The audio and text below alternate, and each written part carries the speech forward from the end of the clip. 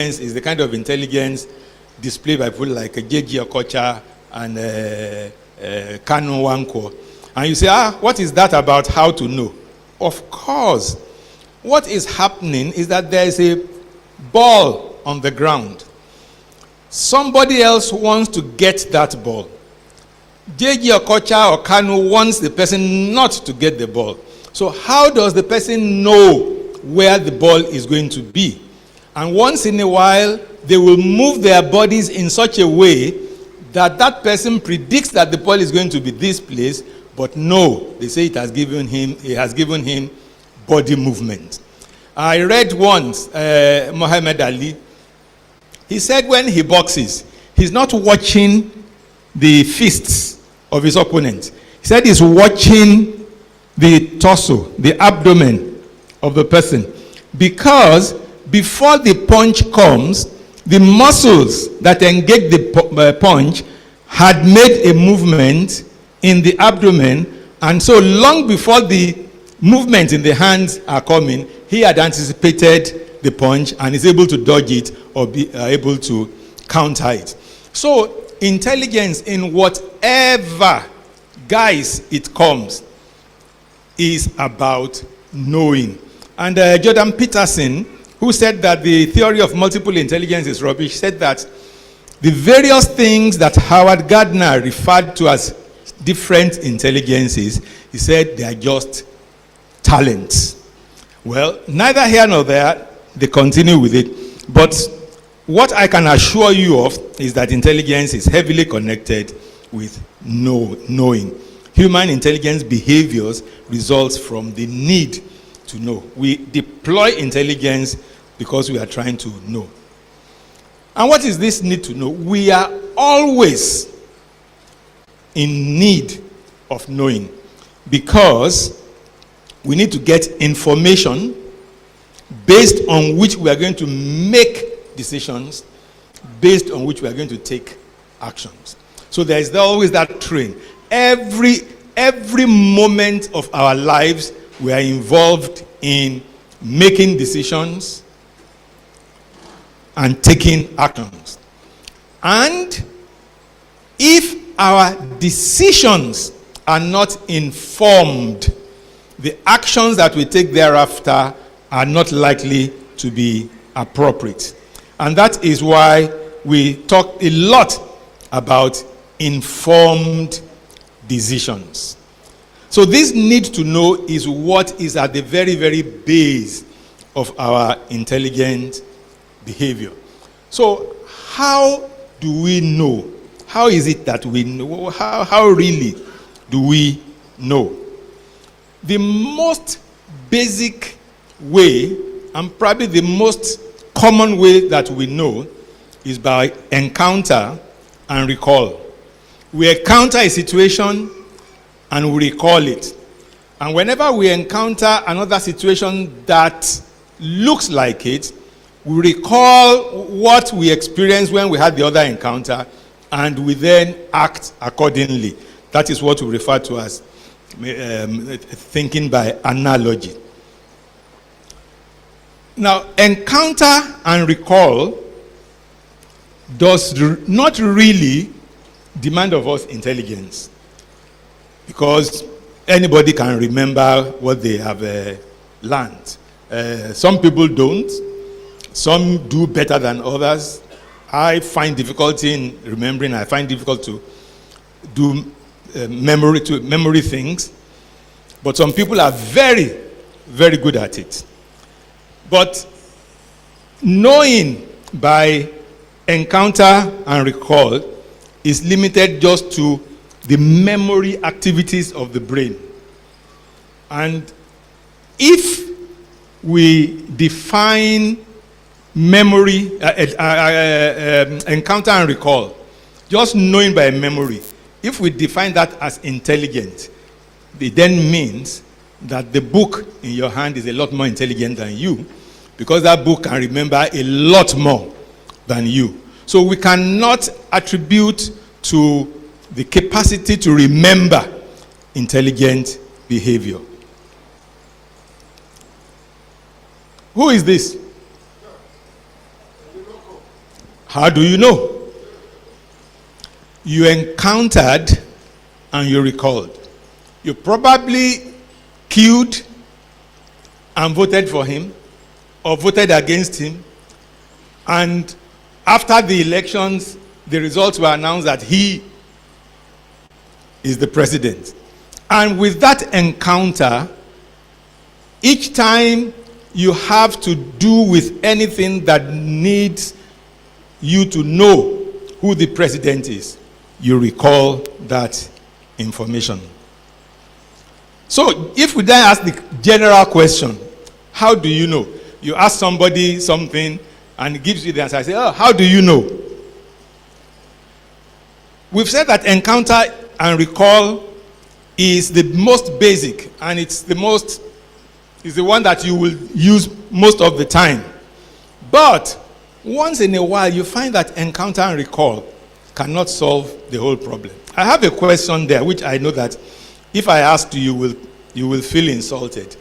But it will be highly appreciated if somebody can answer the question, and very quickly after I've asked this. 2 times 2. Thank you. What about 375 times 578? Yes, you are right. What's the difference? 2 times 2 was a matter of recall. You have encountered it before. In fact, you were forced to encounter it. And when you didn't encounter it well, you got ruler on your knuckles. 1 times 1, 1 times 2, up to 12 times 12. Even though we didn't even need the 11 and the 12. 10 is good enough. But because we got colonized by British, and the British think in 12, they call it the dozen, we had to learn up to 12 times 12. So based on knowing 1 times 1 up to 10 times 10, you are able to calculate the others. There are an infinite number of numbers in the world. So it is not possible for your limited brain to remember all the possible pair of multiplications. So that is a major limitation of encounter and recall. There is just too much to remember. But we have not given an indication that doing mechanical multiplication or arithmetic can help. But beyond the demand for large memory, another major limitation of encounter and recall as a way of knowing is there are very many situations you had better not encounter. When they say experience is the best teacher, what they didn't remember to tell you is that somebody else's experience is even better. Because the best way to know that snake bites can be poisonous is not to get one. So there are certain encounters you are better not having. So that is a limitation of encounter and recall as a way of knowing. The limitation of calculation as a way of knowing is that it applies only to numbers. You cannot calculate things that are not numbers.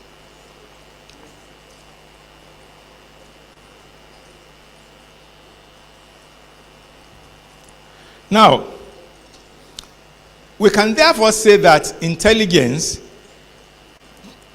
it can be looked at as a facilitation for information.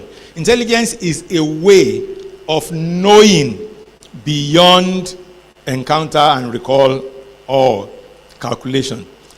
Intelligence facilitates knowing the unknown from the known. There are things that you know that can indicate what you don't know. Now, what stands between what you know and what you don't know is intelligence. It's intelligence that can take you from what you know to what you don't know through that is known. And the reason why you need to know is, like I said, is to be able to make informed decisions in order to be able to take appropriate actions. You see something, it has feathers, it has wings, it has beak, it has talons, it's walking on tools. You conclude immediately that it's a bird. You have never seen that particular bird fly, but you know immediately that because it's a bird, if you chase it, it will fly. You also know that unlike a rat or a rabbit, when it's going to reproduce, it's not going to give birth to a bird. It's going to lay an egg. So, you have been able to go from the information you have to the information you don't have. And that is the intelligent behavior that poultry farmers deploy when they go to buy day-old chicks. The day-old chicks had never laid any eggs in its life. But somebody now puts money down, buys it, knowing that because it has feathers, because it has wings, it has beak, it walks on two. If it is fed appropriately, after some time, it will start laying eggs, and you can sell the eggs to make money. So that is an intelligent behavior.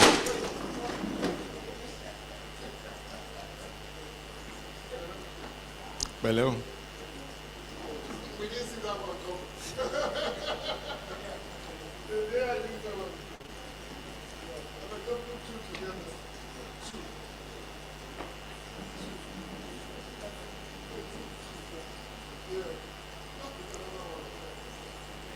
Well, Ebiodun, you are now in my league. I too. Once they see me coming here, they put a second chair for me. We thank God that didn't go more than that. Bele. It's all right, yes. So, we are able to use information that is available to derive information that is not available. And what stands between the available information and the unavailable information is intelligence. And it is what we refer to as intelligent behavior. It's basically what we call basic conceptual thinking. We'll talk more about that in a bit. So, the whole idea about artificial intelligence is to try to create thinking computers that think. Computers that think. You know, I always get informed a lot when I look at things from a Yoruba point of view. The Yoruba word for think is ronu. It means stir up your within. Ro inue. Stir it up, stir it up, stir it up. Because there are things in your mind that have settled, that are staying on the below. Because of their, ideational weight, they will always go down. And when you are looking for ideas, you won't see them because they are down there. And in order to be able to access them, you need to stir it. You need to stir your within, stir your faculties, stir your mind. And so that things can come up and you can say, oh, that's okay, that's a possibility, that's a possibility, that's a possibility. And with each possibility you see, you will consider it efficiently and assess it. You evaluate it. Is it good? Is it the one I want? So, the whole idea of thinking is about looking at options, evaluating them, and sometimes sorting them according to their order of importance and picking the one that is most important. So, what we try to do with computers when we try to make them think is to create a number of alternatives and then try and find out which is best. For example, the diagram I have there have at its root 45. Then when you go to the left, you see 15. When you go to the right, you see 79. Maybe what we need to do is find the highest number. Maybe we are trying to find out which of these options is going to give us the best profit. So if we do not have any formula to be able to use to find out all we can do is to look at each option one by one and evaluate it. And I think when we go up around here, we'll probably pick 90 as the ideal. And there is no way by which you can see that 90, particularly if the tree is very, very large, other than going to look at it one by one by one. And of course, there are ways of making it a lot more efficient.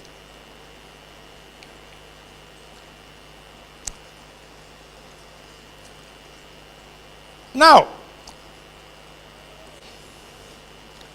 one very important intelligent behavior that we human beings put up is that we do not look at the world as a collection of objects.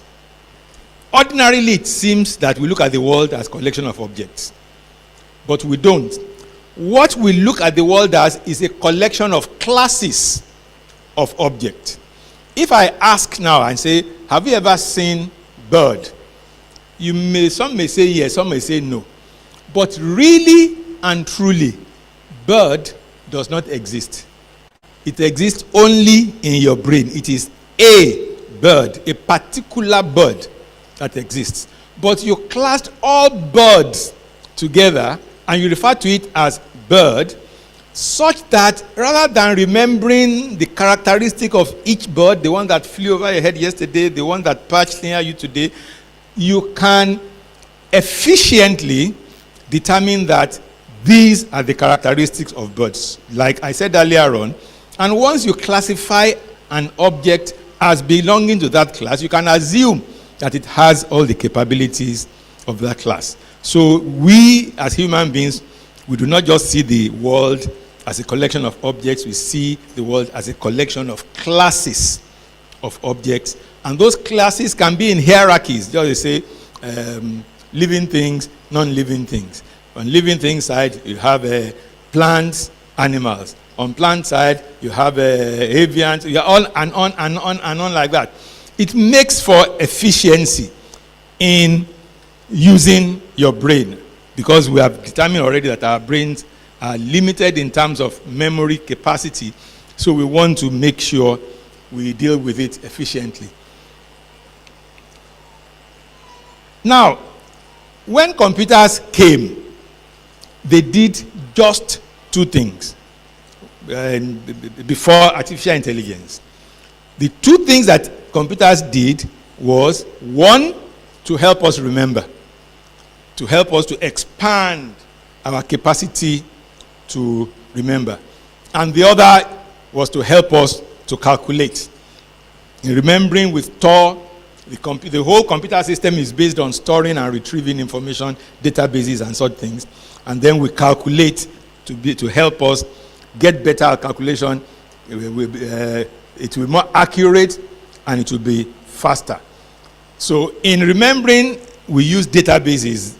Computers use databases, and these databases are all over the place. And in calculation, we just process. We build upon what we remember, what we know, what we recall, like using the 1 times 1 to 10 times 10 to calculate any other pair of numbers. So that basically is what the computer offered. But the first attempt, the first effort, the first major effort in trying to make artificial intelligence is to automate reasoning. I talked earlier, reasoning, to stare and consider options. So we have that these databases, which is just a collection of facts. If you add rules to collection of facts, you will be surprised what you will find.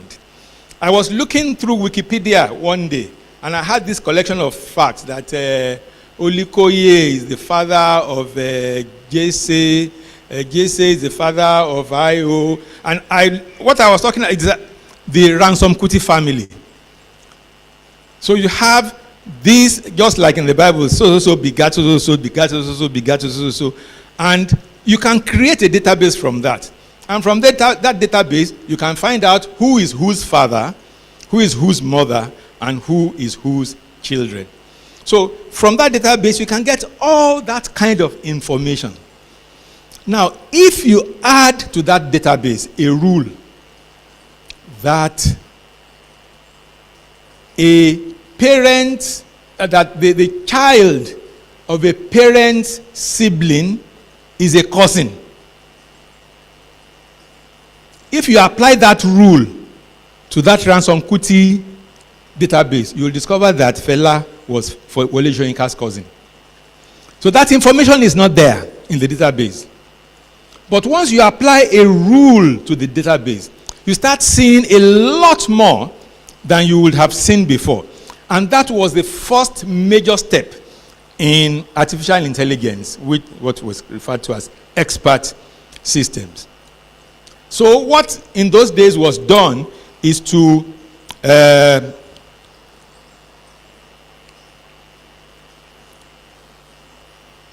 this is beginning to fail. Okay. What in those days was done is to sit down with experts and ask them how they make their decisions, and review it and create rules from how experts make their decisions, and try to write those rules and attach them to databases. But extracting rules from human experts can be very, very challenging. You will find that most experts, particularly the really, really good one of them, they don't think about what they do. They say that an expert's decision is ex post facto. It is after the fact that he thinks about it.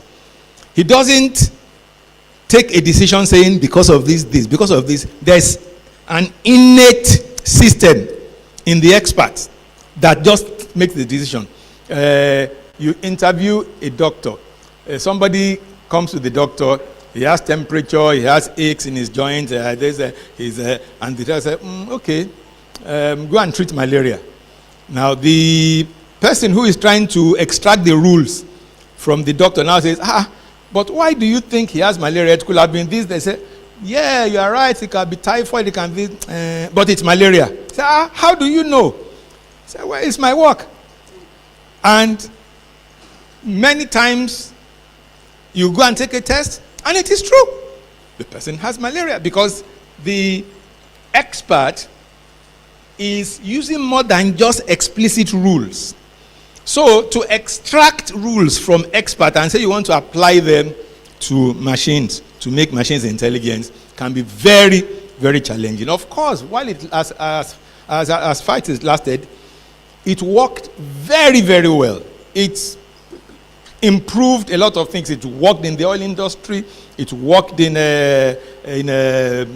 property management. It worked on various areas. It worked in banking, in determining to lend or not to lend. So that was how it all started. But then, because of this difficulty of getting rules from experts, then we started developing means by which we can use historical data. We can extract rules from historical data. Because when you look at data that has been accumulated over years, you start seeing certain patterns in the data. And fundamentally, information is patterns, and pattern is information. Once you see a pattern in something, it means then that you are able to predict based on the pattern. So the next thing that would then happen was to start using historical data. Just like human beings use experience to make decisions, we can now use historical data to make experience. And that's why we say in the industry that data science is the science of turning historical data into experience.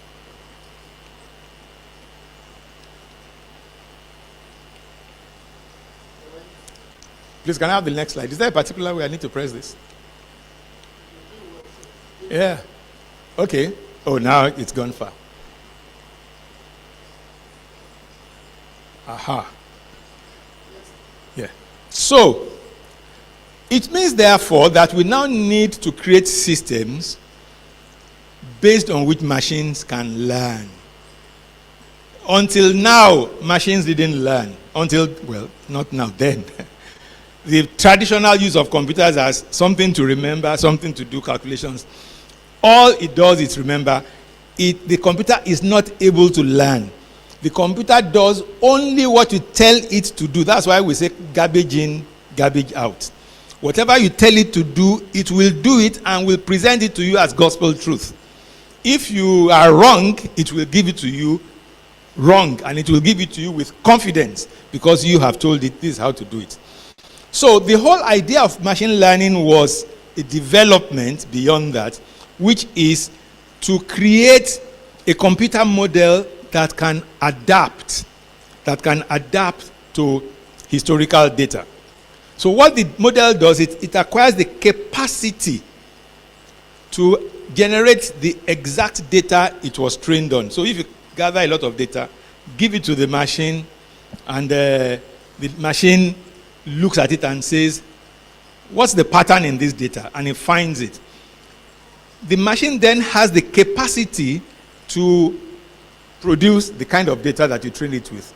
And if the machine can produce that kind of data you train it with, it means the machine is now behaving like the situation of the person, the circumstances that produced the data originally. So this is the idea of machine learning.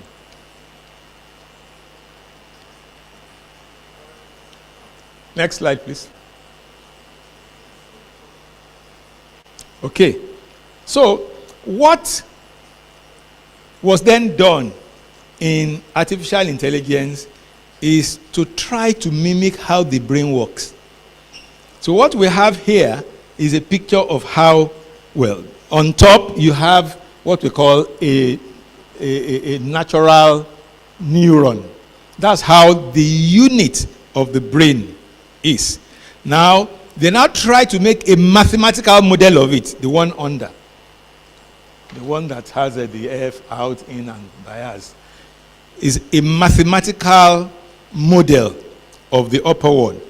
And when you now put many of them together, you get a network of neurons, which we refer to as a neural network. You'll see that each of the nodes, the inputs, the orange, then you have the green, which we call the hidden, and then the one that is out.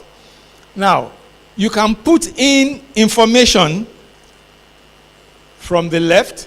It goes through the green and comes out through the red. Each of the nodes are connected to the other from layer to layer. Now, each of these connections have some weights, and you can adjust the weights. Keep adjusting the weights such that whenever you put in an input, you will get a correct output. For example, a bank has been operating for the last 50 years. It has been giving loans to people. Some pay back, some don't. And they have all the data. They have information on the number of wives of those who don't pay back. They have information on the number of children, the life patterns, and all that. So all that can be taken as information into the input layer. And then you now put the actual information of whether that person paid back or not onto the output layer, and you start adjusting the linkages until for every occurrence of an input, you get a correct output. By the time you have done that, to some extent, you will find that that system is already mimicking the process by which people take loans and pay back or not. So if you now put in data of a person that paid back their loan, you will find that the system will say, yes, this kind of person, this person paid back. So if you now get somebody applying for loan freshly, and you put it in, put the data in, the system will say, okay, this is the kind of the profile of a person that pays back. Give them the loan. And that is how fundamentally, basically, how these systems work. And it can work in any area. It works in various parts of, it can be applied to various areas of human life. Now, one interesting thing that has happened is that when computers first came on the scene, they were the first machine that human beings made in which the maker cannot determine its use. Before you make a cutlass and sell it to somebody, you have told him, use it to cut. You make a car, you say, use it to drive from A to B. But when you made the computer, when the computer came, you sell it to somebody, he's using it to play games. Sold it to somebody else, that one is using it to do mathematics. Sold it to somebody else, doing it for do something else. I see that time is up. Is that error? Or how many more minutes do I have? Let me. Okay, thank you. So, the computer then came to us as a general purpose hardware whose use can be determined by software. And that went on for a long time. And once you write a piece of software, it does a specific thing. Now, we have moved away from that point also, from where we use software to do something specific. We now have general purpose software that teaches the computer to adapt to data. What we call a learning algorithm is it can be used for anything. It can be used in medicine, it can be used in engineering, it can be used in any area. So we have now moved from specific tools for specific purposes to general hardware controlled by software. We are now in the age of general software controlled by data. And that is very, very important to us in Africa. I'll be talking about that shortly. Now, beyond these artificial neural networks, the rave of the moment is what we call transformers. So, beyond the ability to generate the data that it was trained on, the very, very interesting thing about the transformer is if you had a series of values and you have come up to a particular stage, the transformer is able to tell you what will come next, what should come next. So, as I am talking, if a transformer is listening to me, the transformer can guess my next word and offer it. And that is something that has come out very, very drastically different from whatever we've had before. So, this is now what has brought about the development of things like ChatGPT and all that. So we now have a computer that can take part in a conversation. You talk to it, it talks back to you, talk to it, it comes back to you. You say, the problem is, you say, take it easy. That's how life is. We just keep on persevering. It will be better. I'll not be wondering, is it machine saying this to me? So, but it is interesting that all this happened, I think about 2 years ago, October, November 2022 or so was when ChatGPT came out. But since 1950, a British mathematician said that if you want to determine whether a machine is intelligent, base it on language, because language is one of the most intelligent behaviors of human beings. Language use. You know, this is our language. About 20-something basic sounds represented by alphabets. And just those 27 basic sounds is what we've been using to say everything we have been saying. So there's something about language that is fundamentally intelligent. So this British mathematician by the name of Alan Turing, he developed what was described as the Turing test for machine intelligence, and it was based on language. Next, yeah, thank you. So what Turing said is that if you can get a machine that can produce human-like intelligent responses to questions, to the extent that it can fool a human to think it is human, then that machine is intelligent. The first attempt at trying to fool the human was in 1964. A program written by an MIT professor called Joseph Weizenbaum. He called it ELIZA. Weizenbaum is the kind of person today we will refer to as a 419. Because when Weizenbaum created this machine that talks to you, he noticed that the things that the machine says sometimes doesn't make sense. So he said it is a Rogerian psychotherapist. You know, psychotherapists, they talk to their clients. They say things that people would normally say just to be able to carry the discussion into some areas. So Weizenbaum said, ELIZA, what he has created, is a Rogerian psychotherapist. So whenever ELIZA said something that didn't make sense, I don't mind them. That's how they behave, psychotherapists. So that was the beginning. That was the first attempt at trying to produce intelligent machine. And since then, there have been a lot of efforts.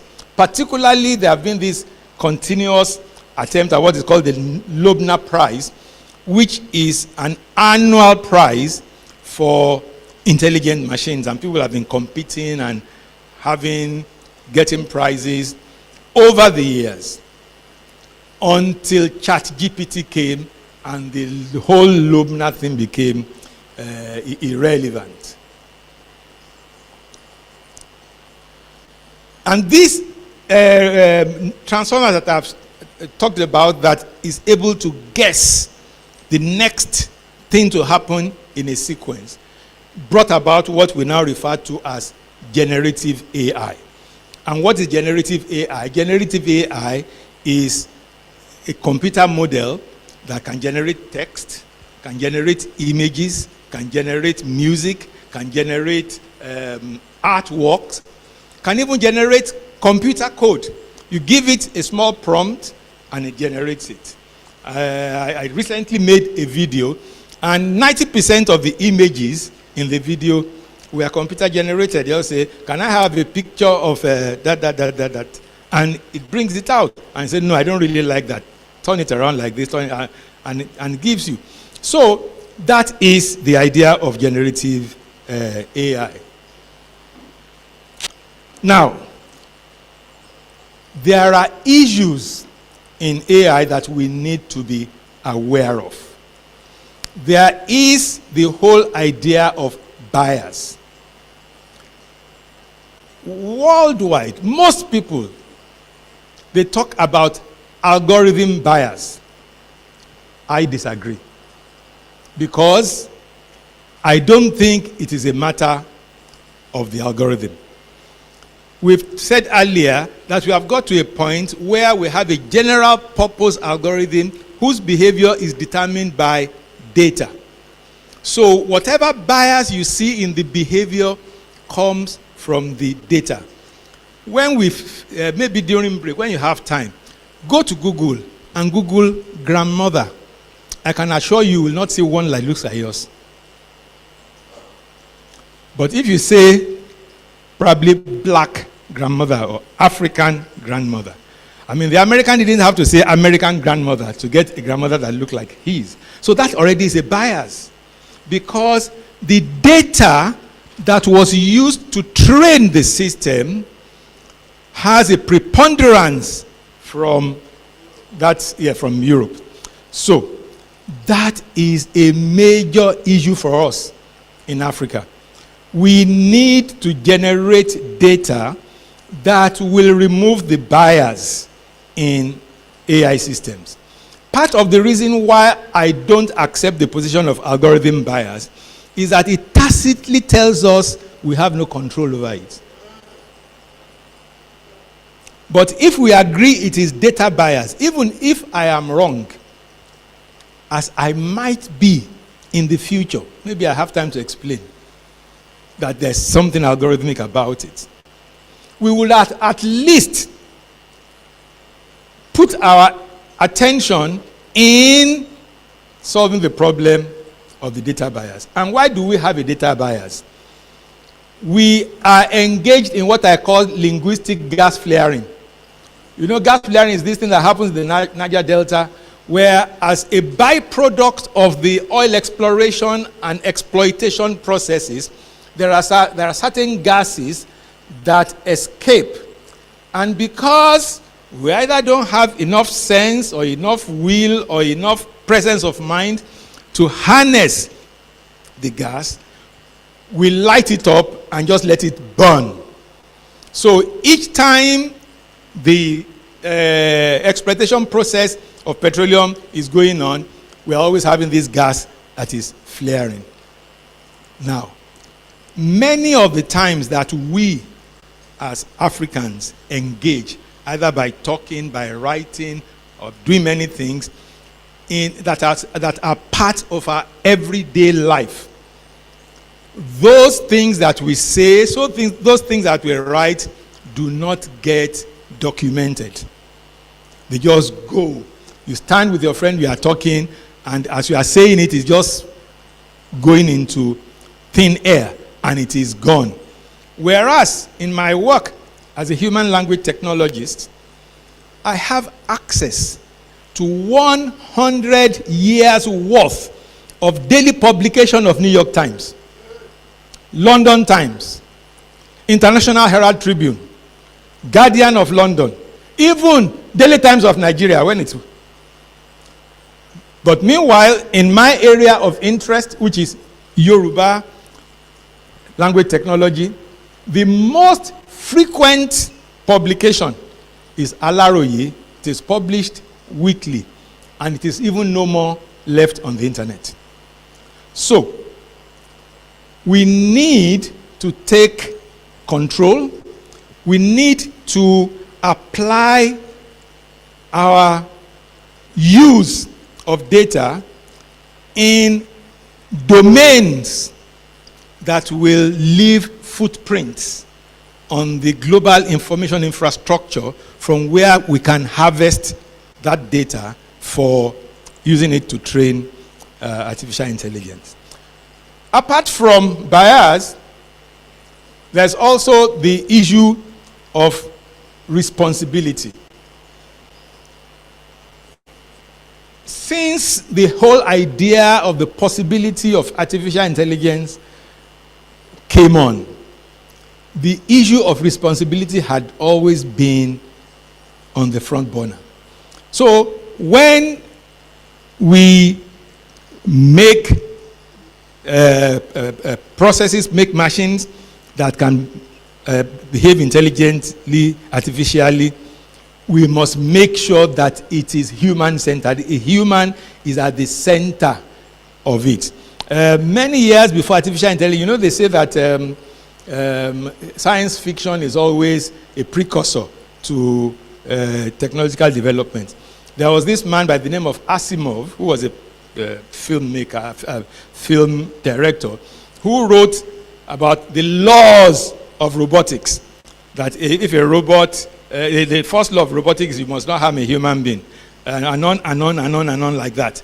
It is something in the fiction realm, but it needs to be properly situated in the industry of artificial intelligence. It must be human-centered. It must comply. There must be compliance. There must be agreement as to what the system can do. It must be explainable. What the system does must be explainable. You should not just say, there's AI that said it now. No. You should be able to trace it from the prompt to the result. It must be explainable. It must be secure. You should be able to guarantee what it will do. These are issues on responsible AI. And what's the future of AI? A lot of what we have been talking about so far is referred to as narrow AI.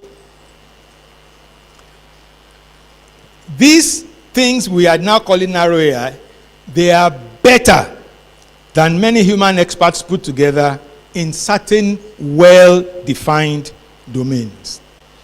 In 1997, IBM's Deep Blue, a computer, beat Garry Kasparov, who was then the world chess grandmaster. 20 years later, Google's DeepMind, AlphaGo, beat KG and Lee Sedol, world champions in Go. Yet, these two machines can still not play Ludo, the game that Abacha played very well. So, it means, therefore, that what they do is concentrated in a narrow domain.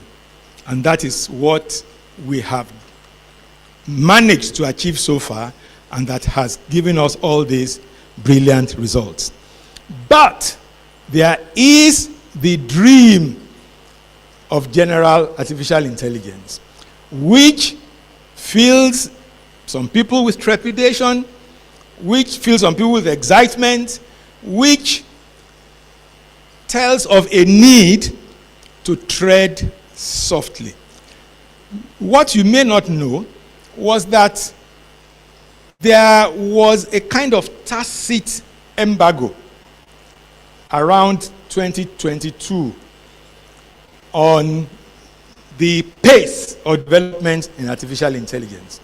Because they are saying, look, let's look at these things very, very deeply. Let's avoid unanticipated results.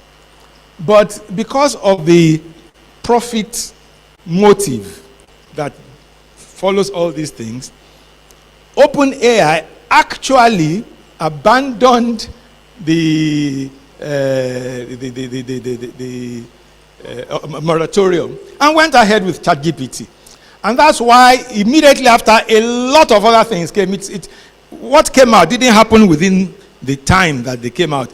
They had been in the lab. People had been making progress. But because somebody jumped the gun, so the others had to release their own. So we have to be very, very careful with this. It is very important. Well, I'm a cancer survivor, and I always say to the glory of God. And when you look at what you have here, you see various areas in which artificial intelligence has been working. And I can relate to all this. In early detection, computer-aided screening. I mean, Pastor Mado spoke earlier of how he spent 5 hours just to do an MRI scan. In fact, these days, you don't even... The doctor just has to... The role of the doctor is to confirm the diagnosis of the machine. Sensor-based detection, biomarker detection, self-diagnostic application. You can even check yourself at home, and if there are doubts, you see a doctor, and on and on and on and on like that. And that is a typical application of artificial intelligence in a narrow domain. As I said earlier on, the world of artificial intelligence is the door opener in artificial intelligence has always been games. Because games are a kind of a replica of real life in which the results don't matter too much. If you lose the game, well, sorry, you lost it. But you will have learned certain elements of real life. If you win the game, good luck to you. You have learned certain elements of real life. So, in learning how to deal with our world, in learning how to engage our world, we have used games to show the way in artificial intelligence, and these are examples of various games at the end, at the very, very end of the whole process of artificial intelligence. Now, for us in Africa, which is my own interest in all these things I've talked about, we have participated peripherally in developing them. But there are elements, there are aspects of this whole thing that are best developed by us, particularly the parts of it that pertain to us directly. And we need to dive in and take our positions and play our roles in a very, very important way. I've said it at various times that a lot of some of these things, we see them as basically African problems. But also, they are global problems. They are issues that have global ramifications. Because in the solution to some of our peculiar problems comes solution to other general problems that have global application. And I've demonstrated this very many times. And I got to a point that when I say these things, they listen to me more closely. So it is important for us in Africa to play our role in it. That is in the development. But more importantly, and I believe more relevant to this group here today, is how are we employing and taking advantage of artificial intelligence to improve the efficiencies in the things we do, to improve our effectiveness in what we do, to make things better for us. In the last 1 year, we have been dealing with hike in price of fuel. Have we thought of using fuel a lot more efficiently? And I can assure you there are various ways we can improve the way we do what we do.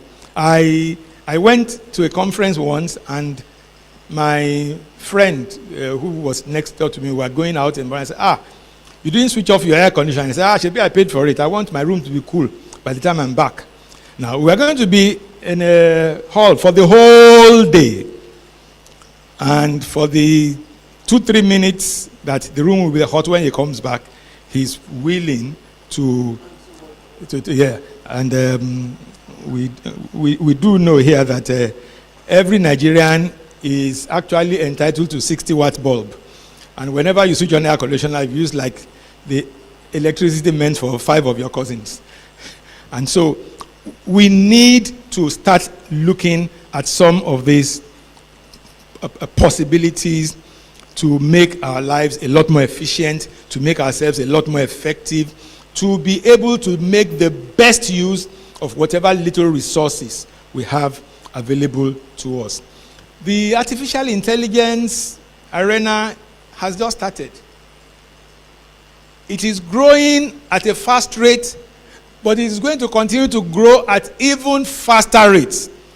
The earlier we plug into it, the better. And for us in Africa, a thinker had said that the ability to use and take advantage of information communication technologies, or the inability to deal with it, is going to be the greatest ill done to Africa in this so-called information age. So these opportunities they present to us an ability, a capacity to do much, much more than we've been able to do before. We have to take full advantage, full responsibility, and use it to its very, very best. Thank you very much. Let's say thank you very, very, very much. Yes, we're going to take just a few minutes, but we have a guest who's zooming in from London in a minute. We're already 30 minutes to 45 minutes behind schedule. So I want to do a Q&A, but it will continue after the other gentleman has spoken. But first, while it's still fresh in our minds, I have a question. What are we going to do about this attitude? Àwọn Òyìnbó? Because we always say that. Àwọn Òyìnbó ló ṣe AI. So our Ninkoko ṣe pẹ̀lú ẹ̀. So what are we going to do about that? That's my question. Does anybody have any question? Let me take all the questions. Anybody have any question for Dr. Debola? Now what for today? You can use AI to ask Dr. Debola a question. Thank you, Mr. Speaker. Please, I'd like to ask about the issue of innovation. When the first, let's say, this current issue on DeepSeek, the Chinese version of AI, the American version of AI, can the Africans copy the Chinese version or the American version? That's good. So we have DeepSeek. We're going to talk about that later, but that's okay. Anybody else? One more question and then we can close. Yes, sir, please. Yeah, thank you very much, sir. Please, I want to ask about this AI. When I started using Chat GPT, especially in solving mathematics questions, I discovered some of the answers given to me are not always correct. So how effective and efficient is this AI? Are they 100%? So that's my question, sir. All right, I think we got enough questions for this. Thank you. For this first half. Doc, you have 3 questions. Okay. The first question is a question that I've often addressed. I mean, it's a highly, widely ramifying question. I cannot take it as widely as possible today, but fundamentally, and I'd said this publicly before, that whenever a person looks at a technological wonder and his gut feeling is, Oyinbo, Tietiba, that person is in trouble.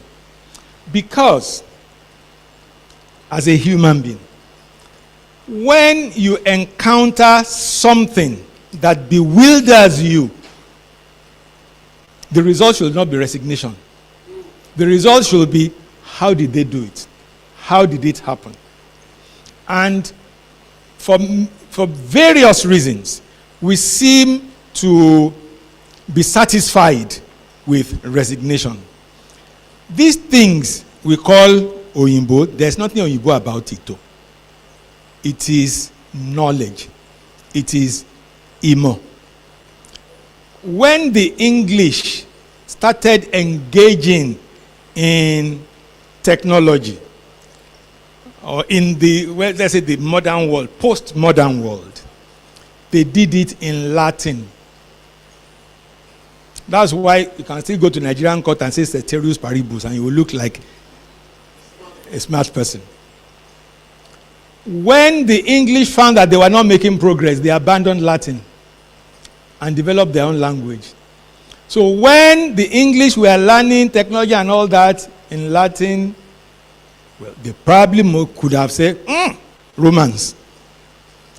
But once they started learning in their own languages, it became clear that, there's nothing Oyinbo about this thing now. And so that part of our problem is that we still see science as a foreign thing. We still see it as something from Oyinbo. No. They are basic explanations and theorizations of what we observe in our environment. And once we have observed and are able to make prediction based on the theorization, we then go to the next level, which is the level of control, which is in the domain of technology. But guess what? And I say this all the time. Every problem that technology solves is formulated by culture. Every question that technology answers is asked by culture. And as long as we think, oh, okay, our own culture doesn't need that, it is Oyinbo that does this kind of thing, we will not make the best use of these technologies. We have to see ourselves as important and integral part of the global world, and see ourselves from the point of view that we need to also contribute our own local realities to what is being described as globalization. All these things called globalization, they are local realities taken to international fora. So until we also look at ourselves objectively, look at our problems, and apply scientific principles to solving our problems, we will continue to do this Oyinbo thing. DeepSeek. Yeah. Well, like what I said, there's no American AI. There's no Chinese AI. AI is AI. If you understand the principle sufficiently, you will be able to apply it to important things in your circumstances. And all that the Chinese did is that they looked at the way ChatGPT and the others have built their transformers. It takes millions of dollars, takes gigawatts of electricity, takes a lot of resources to produce a large language model. They sat down with it. They tried to shave out all the unnecessary parts of the general in order to produce a particular that is a lot cheaper.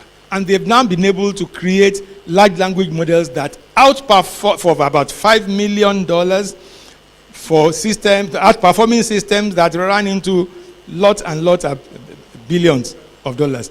So there is no so much of American AI, Chinese AI. If our thinkers, if we have, sit down and look into our circumstances and are able to use the technology to solve certain of our problems, it doesn't even matter if the Americans are going far ahead, as long as we are solving our own problems. We are not in a competition.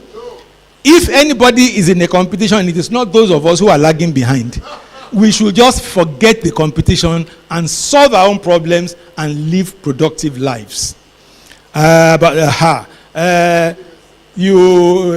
asked ChatGPT to do something, and it was no. I did talk about explainability.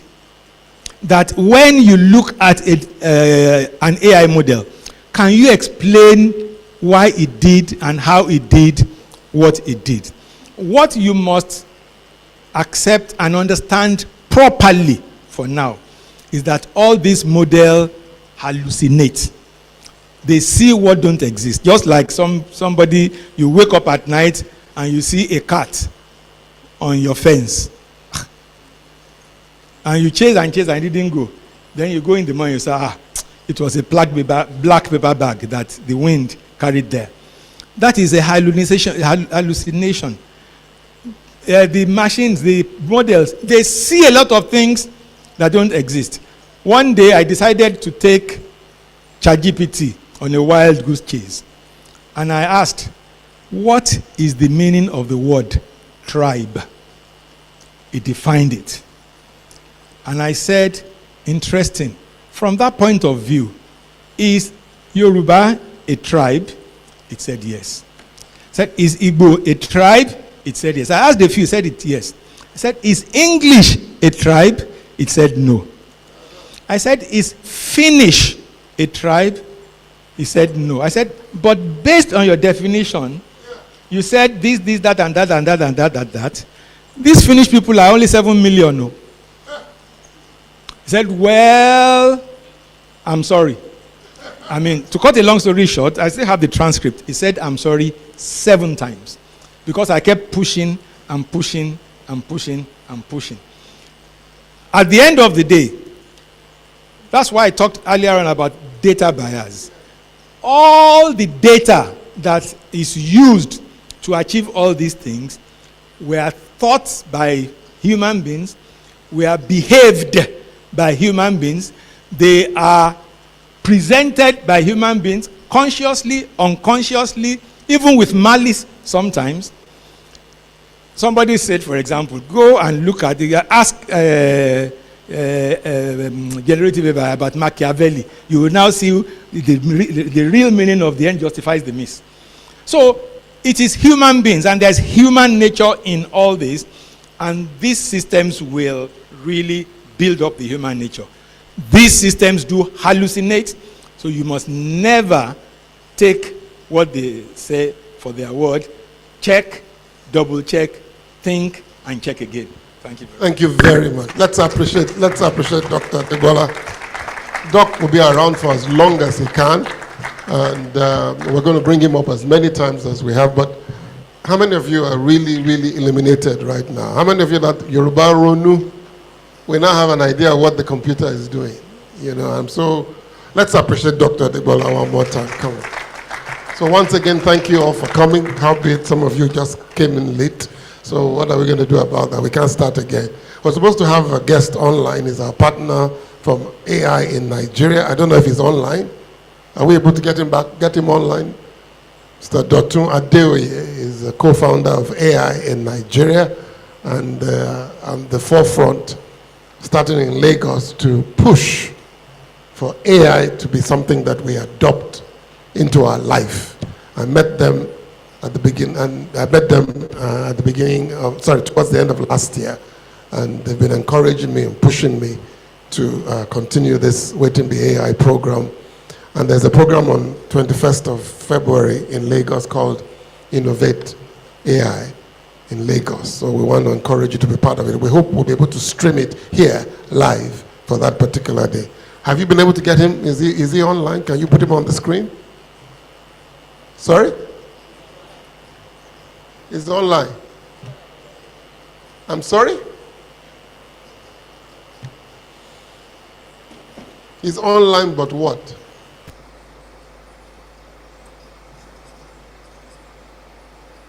Okay, we'll have to call him.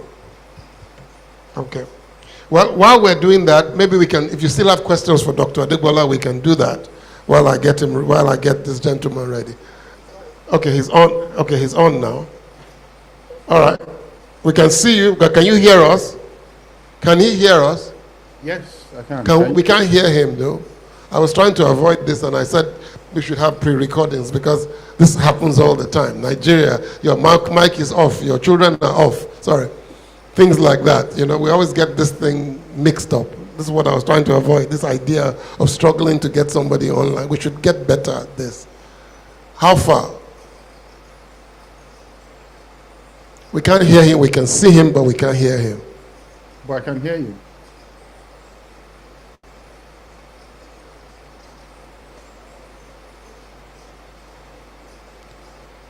Can we work on this quickly?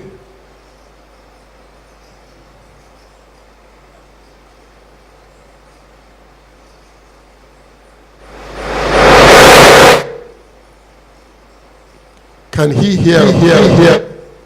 Okay, good. Can you hear me? Yes. Okay, you can. We can hear you, but you're muted. He's not muted. Can you please put back the bottom bar? Let's see. That's us. We are muted. Okay. Can you put him full screen so that we can see? This is not. Is this him? Oh, they can hear him. Somebody says they can hear him online. So the problem is here.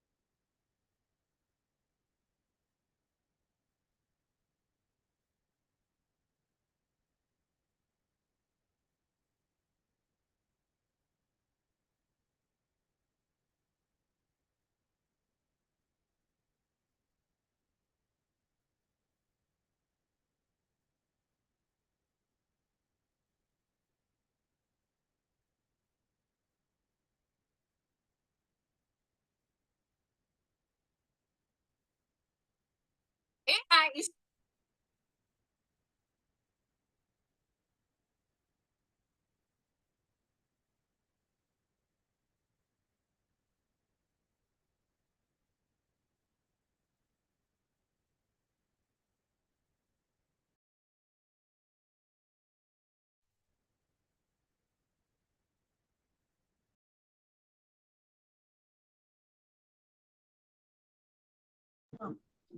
say something, sir. Hi, can you hear me? I'm saying something. Can you hear me?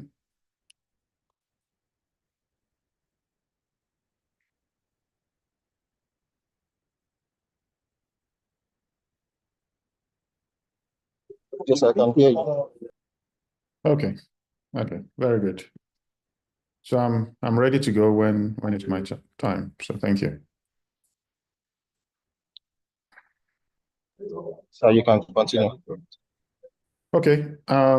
So thanks everyone for coming to listen to this, and I'm very excited to present this. I hope everybody can hear me in the room.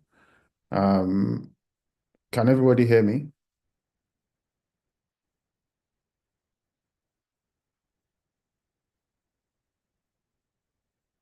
Want to be sure that everybody is hearing me before I go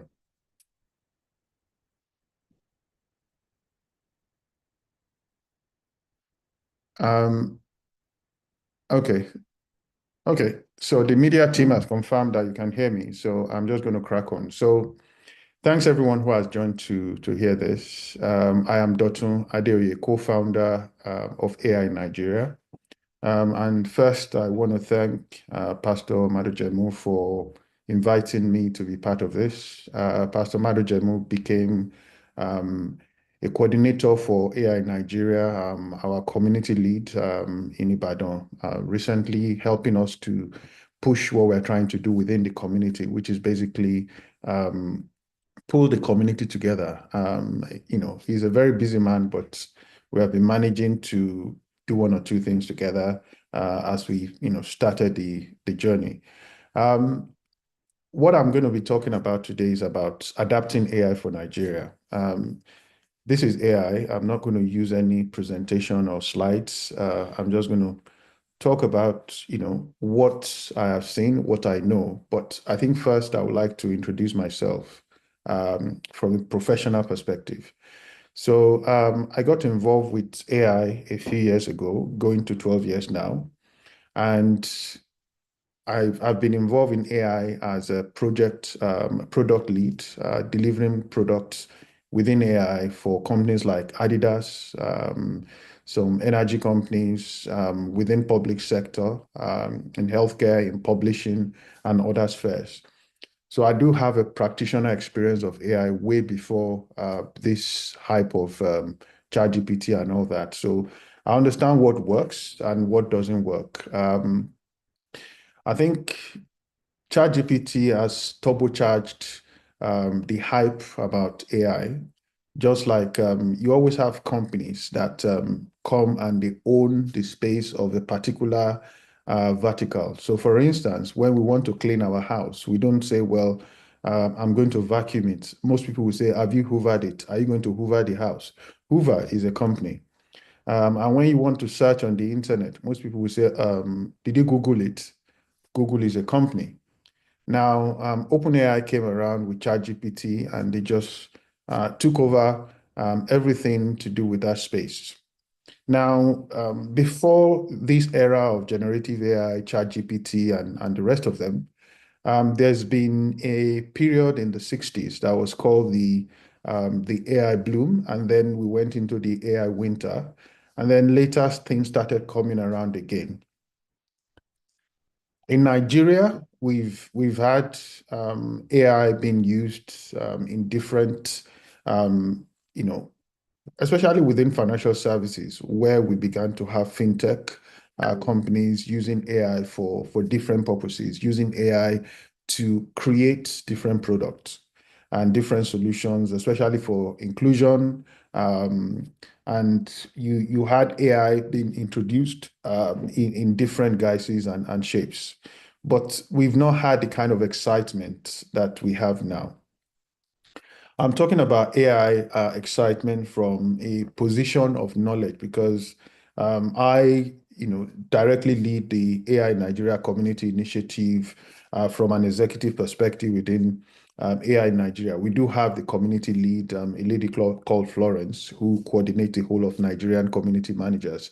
But one of the things we found in the 6 geopolitical zones where we have our AI Nigeria community is that there's a very Nigerian flavor of AI. It's different to the American flavor. It's different to the British flavor. It's different to the Australian flavor. It's different to the Chinese flavor. And we have a group, and someone was asking, one of the coordinators, one of the admin asked, if you were, going to use AI to solve a Nigerian problem, um, what will you create? And someone responded, I said, I will create an AI tool to manage queue jumping, and that when you go into the bank and you want to jump the queue, you say, oh, guys, sit down there, you never reach your turn. Something that will come out and just say that, or an AI tool that will tell public officials not to steal money. So as they are trying to kind of write something or type something or twist the account, you say, hey, stop it there. The money will be yours. It was just very hilarious. And it was interesting to see the creativity and thinking of the members of the community. So, AI is not as new as a lot of people think it is. The interesting thing is that AI has been in the military and then came into the academia, then came into industry, in the commercial industry. And it's good to actually ask, what is AI? Wetin be AI? Now, the interesting thing is that AI to different people means different things. But what I'm talking about is about adapting AI for Nigeria. And if we're going to adapt AI for Nigeria, we need to start by thinking, who are we? Who is a Nigerian? What is a Nigerian peculiar situation, or what are the peculiar situation? What are our unique needs? So, which means we need to build, adapt, and create our own unique solutions. I think Dr. Adebola mentioned that AI can still not play Ludo. Now, the interesting thing is that no matter how sophisticated all the AI platforms and tools, we're talking about, DeepSeek has been in the news in the last few days. Then we had Alibaba. Then we had Quen. There's so many, AI tools. But the interesting thing there is that I've not seen an AI tool that is translating Ibibio to Yoruba, Yoruba to Efik, Efik to Ishan language to Ijebu dialect, because where the money is going is not focused on Nigerian challenges or requirements or needs or wishes. So as Nigerians, we need to begin to think, how can we create solutions that are peculiarly Nigerian for Nigerian problems using AI? And I'll give you an example. I went on ChatGPT a few months ago when ChatGPT introduced GPTs, and where you had the GPT store. So where this is the store where you can create like an app. It's called the GPT, where that solves a problem and curates details from the internet. One of the things I noticed was that looking through all the lists, they were all very Western business focused, GPTs or apps.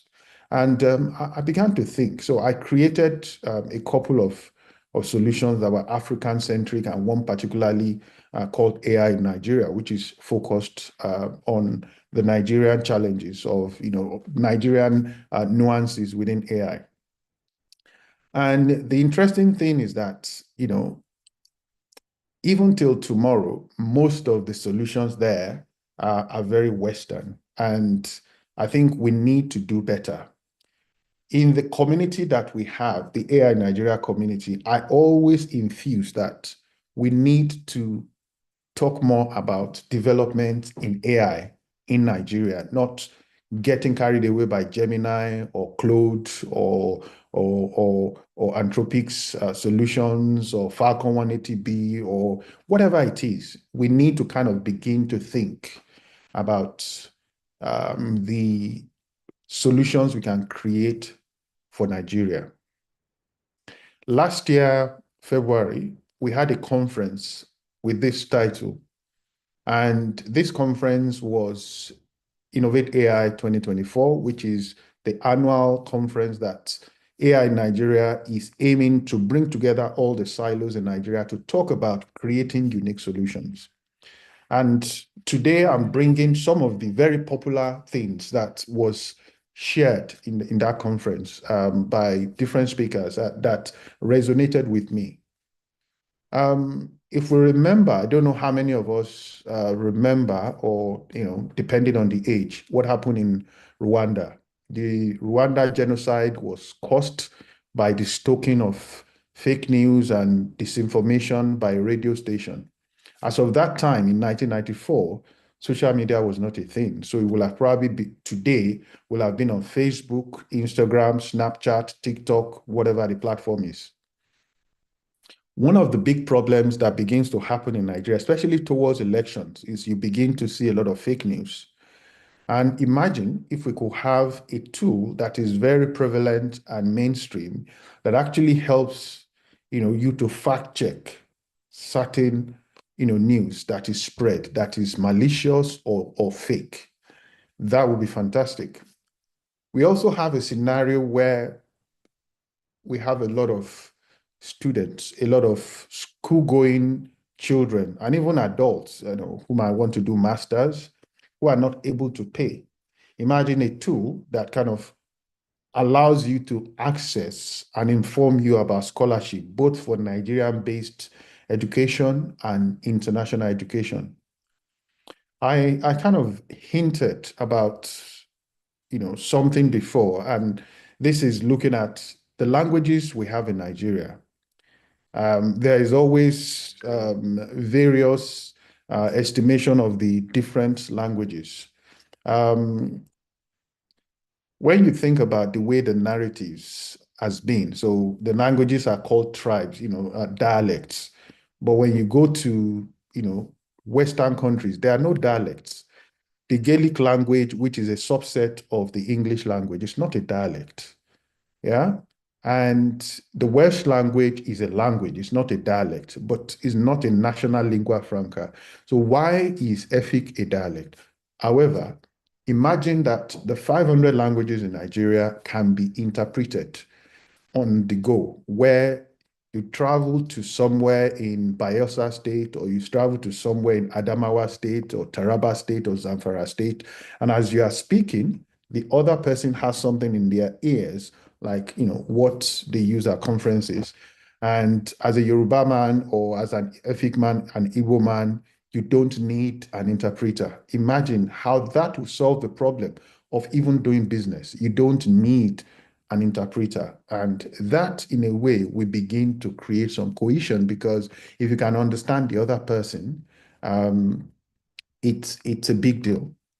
Now, most of us, if not all of us, have had up NEPA, when power is supplied, or, there's power cut and it comes back. Now, NEPA has tried to rebrand itself, PHCN, Discos, whatever it is. Now we have Ban D, Ban A, and all that. But what if, there could be a solution where there will be constant power? I'm just saying, what if? Or if there could be a tool that is telling you when there will be power cut, so you can prepare ahead of time. and know that, okay, yes, we are not yet in the promised land, but there's going to be a power cut at X time to X time. You can prepare for it. Queue management. I mentioned someone, mentioning about queue management system, warning, someone who is jumping the queue.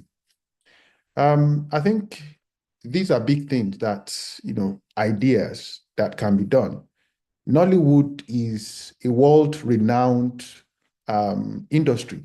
What if AI can be used within Nollywood to do different things? There used to be Chief Hubert Ogunde is late now, but he was a legend in his time. Imagine if all the Yoruba productions could be taken globally by AI, and that contributes to the IGR, to the economy of Nigeria. This is another example.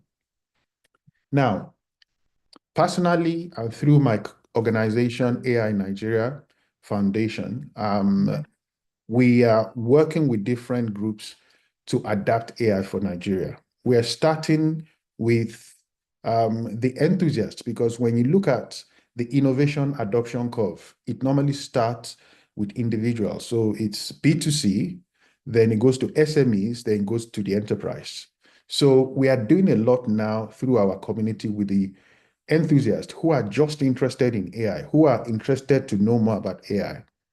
And what we are doing is basically education, evangelism, getting them to understand better about what AI actually is, and also training to improve their capacity. So one good example was we offered free training in prompt engineering.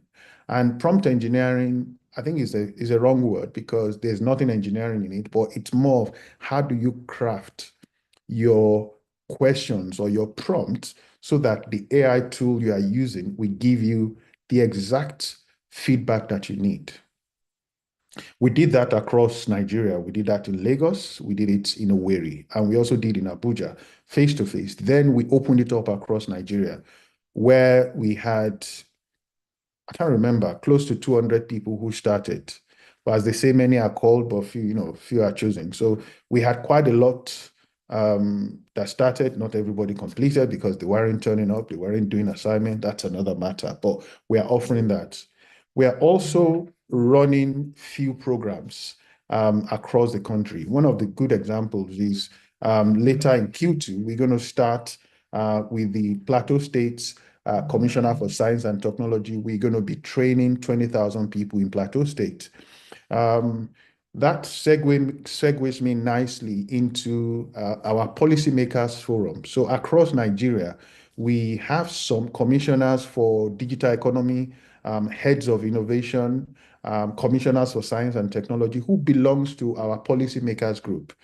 And what we do in that group is kind of just looking at how can the policies that are being formulated by subnational, state government, local government be infused with the evolution of AI and what is happening within the world of AI.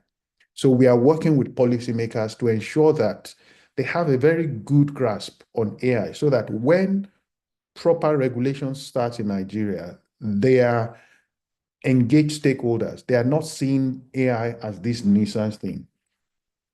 Then there is also the academia. Within the academia, we have currently a student community at ABU in Owerri, and one is starting at Ife, at OAU. And we are onboarding more schools and universities. Basically, what we're trying to do is to get students to be AI literate, so that when they go to the workplace, they actually know how to use AI tool in the right way for their own benefit. We're also engaging civil societies, NGOs. We're engaging, I already mentioned the policymakers, but across the public sector. So at the local government level, at the judiciary level, at different areas of the public sector. Also, the vendors, the infrastructure, the data centers, those sort of areas. So we have 6 different types of communities that we are engaging with to adapt AI for Nigeria.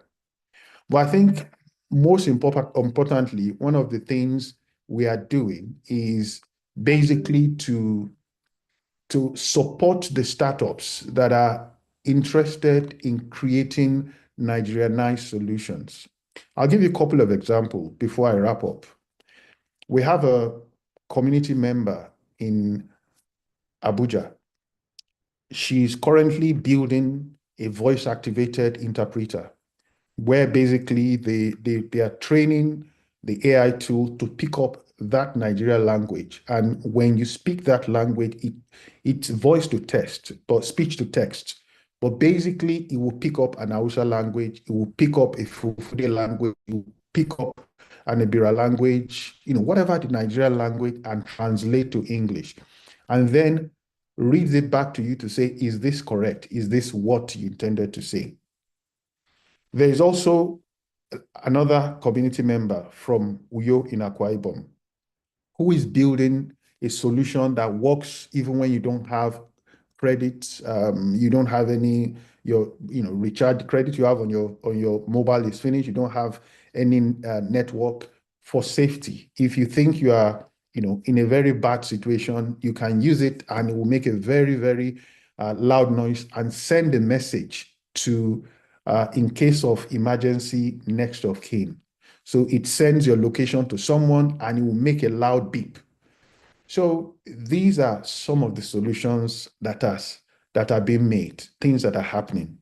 And I think the most important things here is to develop the local capacity, to continue to adapt international innovation for Nigeria, to develop innovation at the local level, but also to collaborate with our global partners. With AI Nigeria is doing this.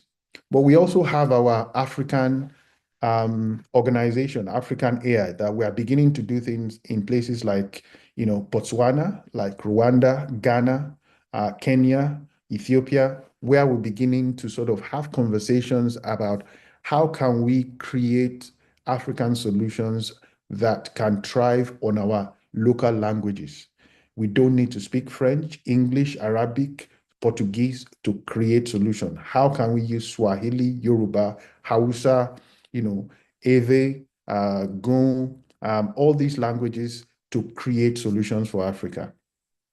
The future is in our hands, and I believe that having these sort of conversations and pulling together is one of the biggest things we can do, the things we need to do to adapt AI for Nigeria. We need to understand our local challenges and adapt the solutions. Don't let us get carried away by ChatGPT, Claude, all these solutions, Gemini.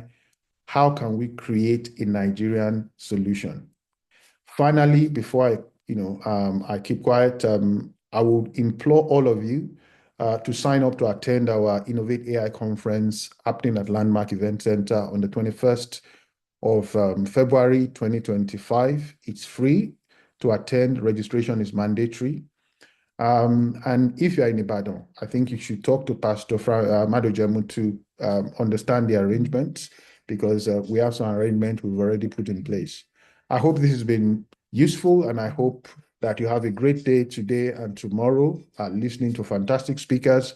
I once again want to thank Pastor Madojemu for the fantastic work he's doing, and I'm hoping that this will inspire the next generation of innovators in Ibadan, your state and around Nigeria. Thank you very much, and God bless you all. But let's appreciate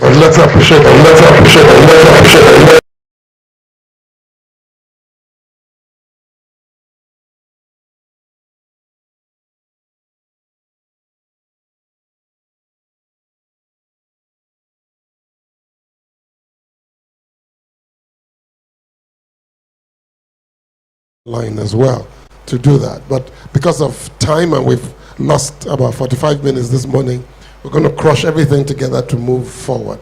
I don't know if Michael Kiwale is ready. Where is he?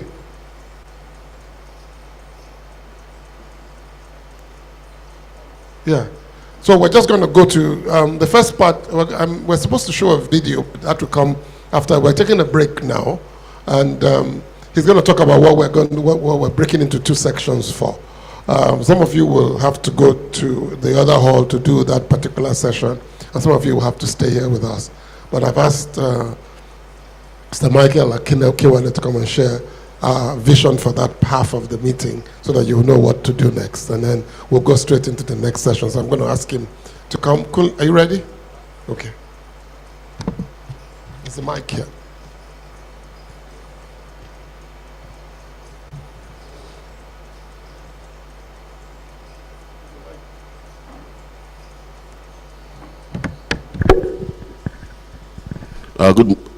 Good morning, everybody.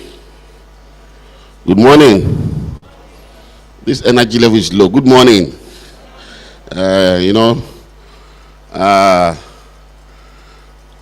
When it comes to learning, there's a need for excitement to learn. Sometimes when you are too gentle and too quiet, you can't learn much. Are you getting me now?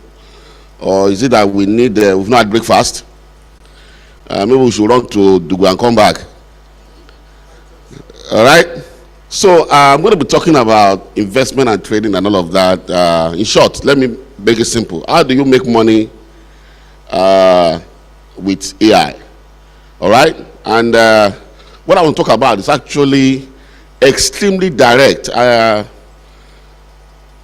been privileged to do a lot of businesses in my little time. And I don't think there's any business that can give you money or profit, all right, like trading or investment. What I mean is, for instance, let's assume I put $10,000 in an account this morning, all right, and I know what I'm doing. I can tell you that by now, if I've not made any money, maybe I've made like $20 or $30 already. You know what I'm saying? But if I'm to put that $10,000, let's say into, I want to start selling fish this morning. That money has not even reached where I will buy fish. Not talk of bringing the fish to Ibadan and then start selling it. Do you understand what I'm saying now? So every business has this kind of speed, which is one reason why I like the world of online trading. And guess what? With this AI now, that is actually the big talk of town, you guys saw what DeepSeek did to the US. Hello? Are you guys aware at all? You know, I was talking to one of my friends. I said DeepSeek. He said, what is DeepSeek? I said, this guy is dead. If you don't know DeepSeek, just give me a wave. You come and kneel down here so that we can pray for you. Anybody, you don't know DeepSeek? I know you don't want to raise up your hand. Well, DeepSeek is a new AI that was developed by China. And guess what? The guy who developed this DeepSeek software was formerly in Wall Street, in the world of trading, where was able to develop an AI that is able to predict market movement to very high accuracy.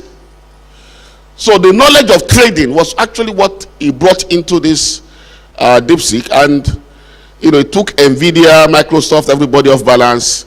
And for the first time in the history of the world, America lost close to $2 trillion in one day in the New York stock market. Close to $2 trillion in a day.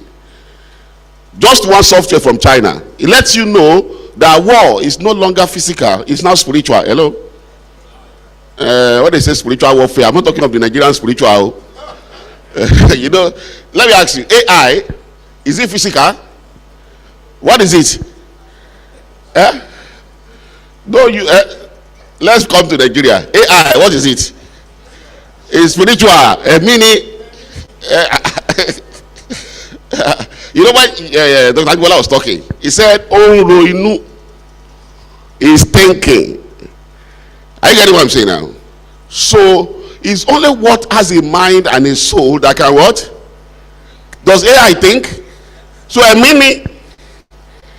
so everybody is becoming spiritual by force now, whether you like it or not. And to be carnally minded is death. You understand? It's life and peace. So you're all welcome to life now with AI. Are you getting me now? By force. All right. So I just want to introduce what I'm going to be talking about over there. I'm going to be taking about the session over there, but I just want to talk about it for like 5 minutes, just to introduce what I'm going to talk about, and then we'll go and talk about it in detail at the other side. All right.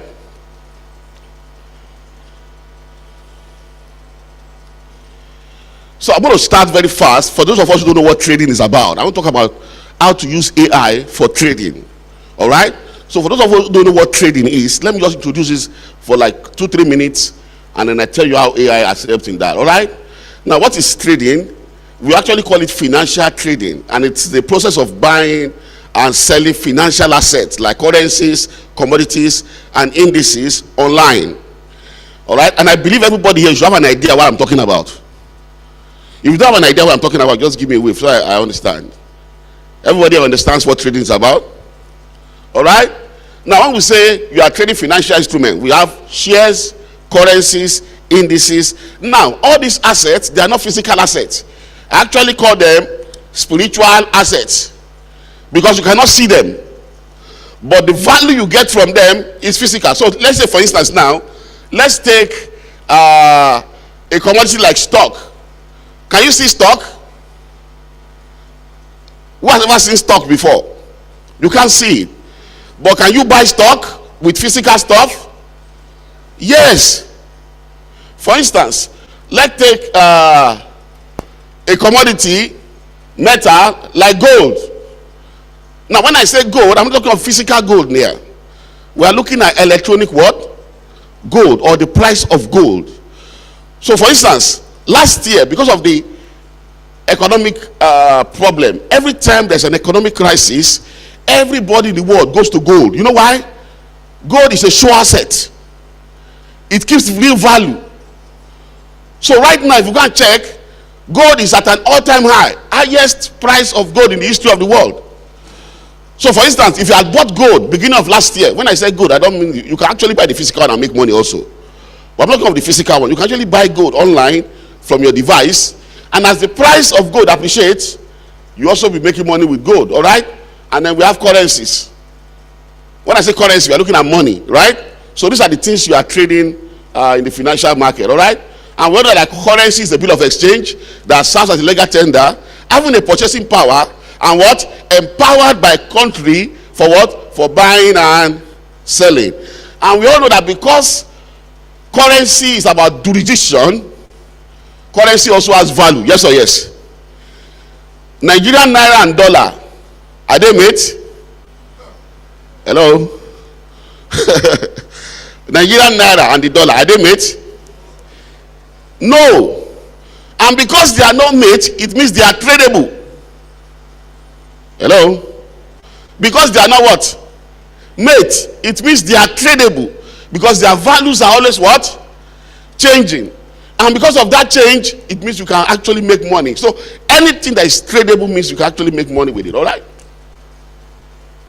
So let me quickly do a practical example here for some of our young people who are here. Just to understand what it means to trade, to buy and to sell. And I'm going to be using Nigerian naira. We all remember that in March 2020, naira was about 380. We thought Nigeria was bad that time. Can you remember at all? And Iluleo Koso we didn't know that story is not real that time. Ilusha Eleni, hello. You know, if you had 38 million, you could have bought $100,000 that time and keep it. Now, by August of the same year, remember, if you were alive that time, because this slide you are seeing, I didn't create it for this. I've been using this slide maybe like 6-7 years now. So what I'm saying is that this is real value. This is actually what happened in Nigeria at that time. Oshibajo, remember, was vice president. Buhari traveled, and dollar went to 480. Can you remember? Then it came back to 380. Do you guys remember at all? Yeah, in about 2 or 3 months. So if you bought dollar with 38 million and you kept it, between March and August, dollar went to 480. If you sell it, how much do you collect now? 48 million. What's your profit? 10 million. You see it? Now let me ask you, if you had kept your 38 million in the bank between that same time period with the 38 become 48? No. Because of that spiritual process. Hello? It's not okay, actually reduce the value, yes. But it went through a spiritual what? Process. What do I say spiritual? What is dollar? What is dollar? It's a money. What is naira? It's money. You not change money to another money and brought it back to the same money and you have made money. Does that look normal to you? But this works in real life here. Now, this same example I gave you now can also work the other way around. So let me not waste too much time to talk of the other way. Now, let me show you the problem when it comes to trading. The problem is this. If you buy dollar, you profit when the price goes up. And if you sell it, you profit when the price comes down. So the $1 million question is this. How do you know when to buy and when to what? It's a problem. Let me ask you. Dollar this morning is about 1,000, maybe 640. By tomorrow, what will it be? Is it going to go up? Or is it going to come down? Who has an answer? Who can help us? Hello? Let me ask you. Should you buy Nvidia shares now? You know Nvidia? If you don't know Nvidia, give me a wave. You also come and kneel down here. Hello? Should we buy Nvidia shares or not right now? Should we buy it? We should buy the dip. Why? You think it's going to keep coming down? Yes, sir. So we say it should go up now. We expect it to go back up, eh? All right? But let me show you now very fast. Price can go up, price can go sideways, price can go down. The problem is, how do we know which is going to happen? And that's why in the world of trading, they developed what we call technical analysis, which is where you are using data to determine what will happen next. For instance, I can tell you, if this was a miracle program, there will be more people here. Hello? Technically, it's technical analysis. I can predict it in Nigeria. You know, when pastor started this morning, and by 9, he wanted to start, I say, pastor does not know Nigerians a little bit too. They will never come at 9. Technically, I know. With from what? Data. So if you put a program for 9, plan to start at 10. Hello? No, it's technical data. I can predict it. From doing about between at least 1,000 events in the last 5-6 years, I can guarantee you that you can never start a program at the time you said it. From data. It's called technical what? Analysis. Then we have what we call fundamental. Fundamental analysis is where you are looking at news. For instance, why did Nvidia shares come down? Because somebody came up with a software that does not need that Nvidia tool anymore, or hardware or whatever. And because people don't need that software again, demand for the software will do what? So if the demand will drop, it means the value of the company will also do what? It's fundamental. For instance, if Nigeria does not improve on production and export, can our dollar get value? No, it's fundamental.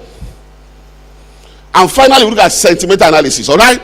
Now, the beauty of AI now is that AI can do all of that for you. AI can do the technical, AI can do the fundamental, AI can do the sentimental. Guess what? Not just that. The AI can also do the buying and the what? Selling. So what's your own job? So, yeah, just observe, withdraw the money and spend. Hello? And I can tell you that spending is a good job. Hello? I tell you, it's a very good job. So if you want to learn how you can use AI to play this game, you can join me the other all day. I'll be there for like 1 hour. And also, if you want to register, you see, I think my company is the only one with a booth here. You can see our booth there. We have gift items for clients there today. All right? So if you want to know more how you can start all of that, you can meet my staff there. You can register, and they will get back to you. Thank you very much. God bless you. I will see you at the other hall. Thank you. All right, we're going to give you 10 minutes for those of you who want to get some information. Quickly go to the desk, and then we're going to start at exactly 10 o'clock. We have Christian Keller. He's going to be sending in from Germany, but we pre-recorded his own so that he can take Q&A. That way we won't have the technical problems we had earlier on. So if you wanted to do this finance trading, some people love it, some people don't. which is why we wanted to give it as optional this morning. We didn't want to have a whole program on trading. Some of you, I can't even spell trading. So that's not my strength. Some people it is. So if you want to know more about trading, please just gently go to their desk and then they'll direct you to the hall and you can get some information. But at exactly 10 o'clock, we're going to play Christian Keller's video on this particular, on sales agents, which we all need to start thinking of putting in our businesses. Again, can you put up the barcodes? If they're going to put up the barcodes again, please scan it.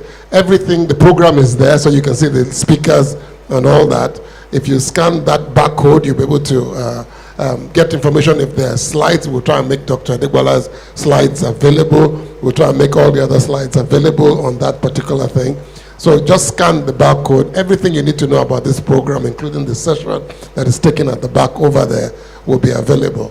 So we just want to give people a few minutes, or we'll just start, and then maybe while the video is being played, you can sneak out if you want to. Are you guys ready with the video? Biodun, come and introduce Christian to everybody so that the video can be played, please. Thank you. There's a mic there.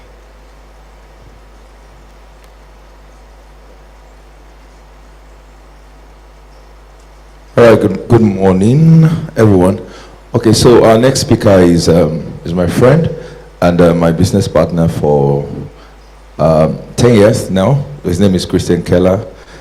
He's a German turned Nigerian.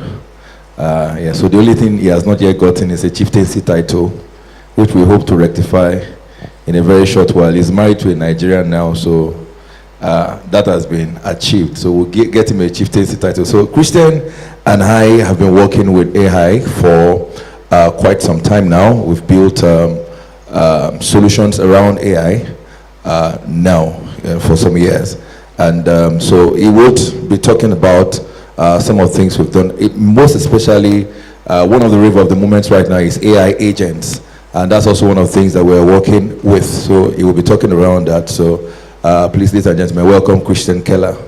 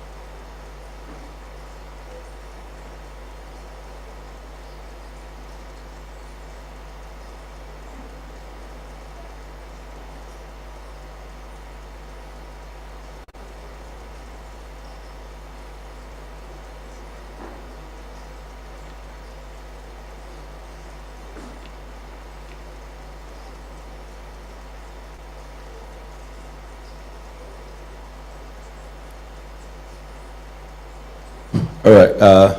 We're still waiting for the technical team to get the video ready. All right. So I just said, let me keep you company. I frankly think that after what Dr. Adegbola shared earlier, I think that we should just have just done,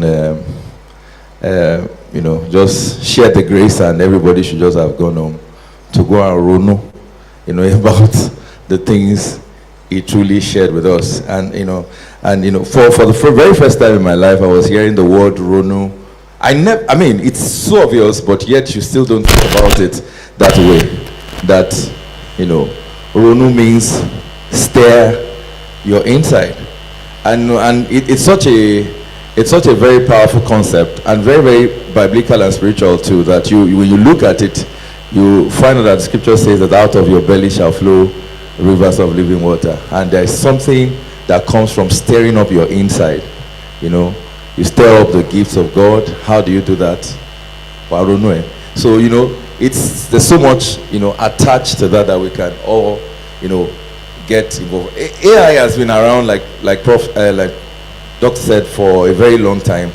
And for a lot of us, we don't even understand that, it has been with us, been in our life, been part of our life, even without us knowing. And what we have right now, and that's my own pet peeve with what's going on right now, is that the capitalist agenda is also hijacking the direction of everything that's going on. That's always what it is. And everybody eventually gets, sensitized about what is going on when the capitalists have had their day. And they are now the ones in charge and controlling the direction of things. But despite all that, we're still going to have a lot of development and innovations, and a lot of things come to the world through the world of AI. My own personal belief is that, for those of us who were alive in the early 90s, late 80s, right, when the internet was, during the advent of the internet, it was newly coming. And a lot of people, all they did with the internet back then was that they opened a Scanet email address. You remember, you just opened a Scanet email address, and that was all their interaction with the internet back then. And most people missed out on what has been the biggest opportunity of a lifetime. Now, the next biggest thing after internet is here. Artificial intelligence is not just going to be the biggest thing, it's the biggest thing humanity has ever created. And if we understand it, many people are afraid that AI is going to make people lose their jobs, but I think that it's not even about losing jobs. AI cannot replace human beings. AI cannot replace human beings. AI will only replace human beings who do not know how to use AI. All right, so on that note, I think Christian Keller is up, so let's welcome Christian all the way from Freiburg in Germany.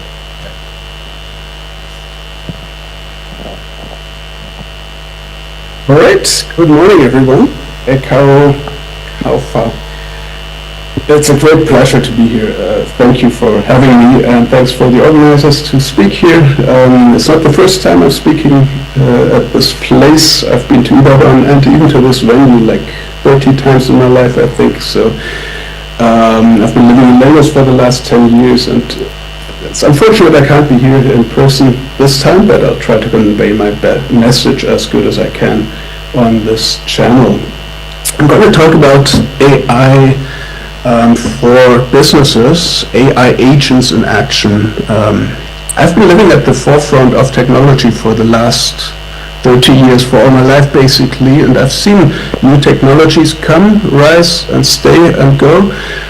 But what we are seeing right now is something I have never seen like that before. Like what AI can do for our education, for our healthcare, for our research, for the businesses of each and every one of you in this room will be dramatic, will be amazing, and will be unprecedented. So I'm excited about that. I have been implementing what is kind of the next thing in AI, which is AI agents for the last 2 years, and both at large companies in Germany, but also at companies in Nigeria. So I want to share a bit of my perspective and my experience with that topic. We are African founders. We have 4 business units. We have Wakanda Solutions. We do consulting on AI. We have Wakanda Business, customer relationship management for your organization. We also have a political arm for non-profit development of platforms, and we have an academy that we are running. And you've probably seen my co-founder Biodun on stage already, or he's going to come after this talk. Now let me start with just talking about where we are today. Most of you have probably already used ChatGPT or any of the current AI platforms, the chatbots that are out there. If you haven't yet, then I am quite convinced that by the end of this conference, you will be using them, and not just once, you will be using them every day. I'm very convinced about that. And many speakers, I believe, will talk about that, but let me tell you my experience. Like, we've all seen, or many of us have seen, what chatbots in that arena can do in different areas, in areas of creativity, like they can generate ideas, create summaries, even do translations. In areas like education, where you wouldn't think it would be, like you can really have tutors that help students or even pupils in quite an enhancing and enriching way. You can use it for productivity. That's mainly what I'm going to talk more about.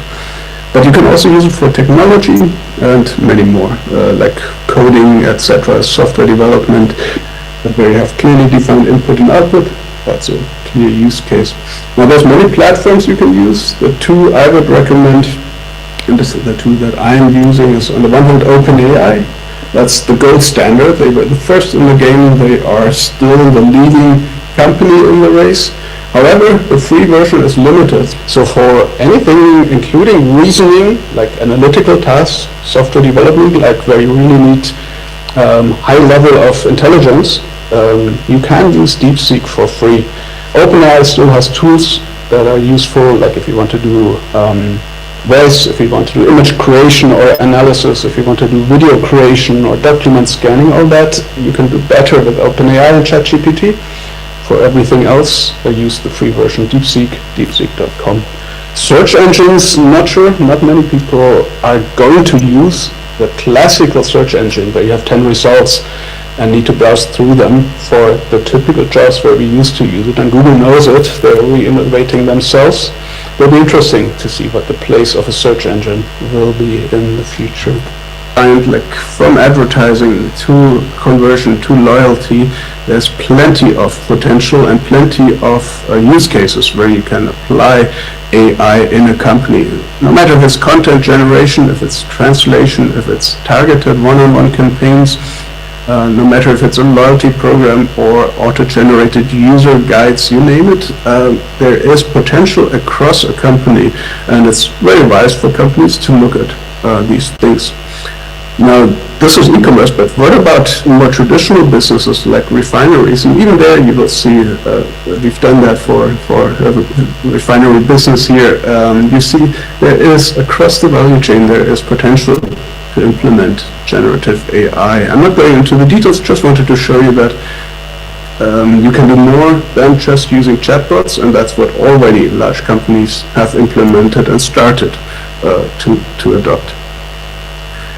Now, what I really want to talk about is the future going forward, because what we've seen so far, content generation, etc., is like something that can help a certain function gain productivity by 10%, 30%. Studies sometimes show 50% improvement, but that's very rare.